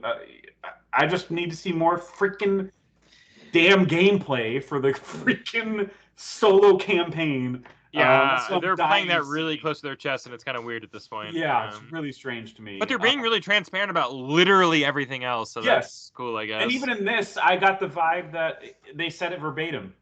PC gamers are the ones that designed everything to do with the PC port for Halo Infinite. Wow. So it's gonna be things that PC players like. Yeah. And I'm like, cool, that's great. Where's the solo campaign stuff? Right. Because that's what I'm here for. By all this. Can't wait to not play co-op in December. Right. Anyways, if it comes out and it's gonna be free, and we're gonna be like, no thanks. appreciate Jeff, the Xbox playing maniac, and Dan, the pony brony. So thank you for taking that leg of the news and everything like that. A lot of stuff going on this week, a lot of spooky stuff and everything. I think that wraps it up for us this week, though. Oh no. No, I cannot allow this to go on longer. I just can't. I just out of good faith, God damn it, Spider-Bat. What do you have to say about everything now that you're here? Spider-Man does whatever a spider can. Yep, that's one of your, theme songs for sure. Here comes Spider. It's a spider. Tell me about the spiders and the rabbits. Happy So Halloween. stupid. Yeah, thank you so much for coming by and wishing us happy Halloween, Spider-Bat. This bit is ridiculous. Thank y'all so much. Thank y'all so much for coming by and listening to our spooky episode this week. I highly suggest some of the games that we were talking about, some of the movies we were talking about, some of the TV we were talking about, and we'll be back next week with more news and more stuff that we're playing and kind of a wrap up for the month and everything. We'll probably have some ideas. Next week we got Guardians of the Guardians of the Galaxy, Solar Ash. Guardians. And we probably won't play it in time, but Mario Party Superstars is coming out. Who's the Guardians? Is that like the Justice League? Yeah, but they're less emo for sure. Yeah, absolutely. Less brooding, a little more into rock and roll from the 80s. Yeah, we're gonna have a lot to talk about next week, and there'll be no more news and more stuff we're coming, and we'll keep you updated. And thanks for coming by, everybody. Y'all have a good night.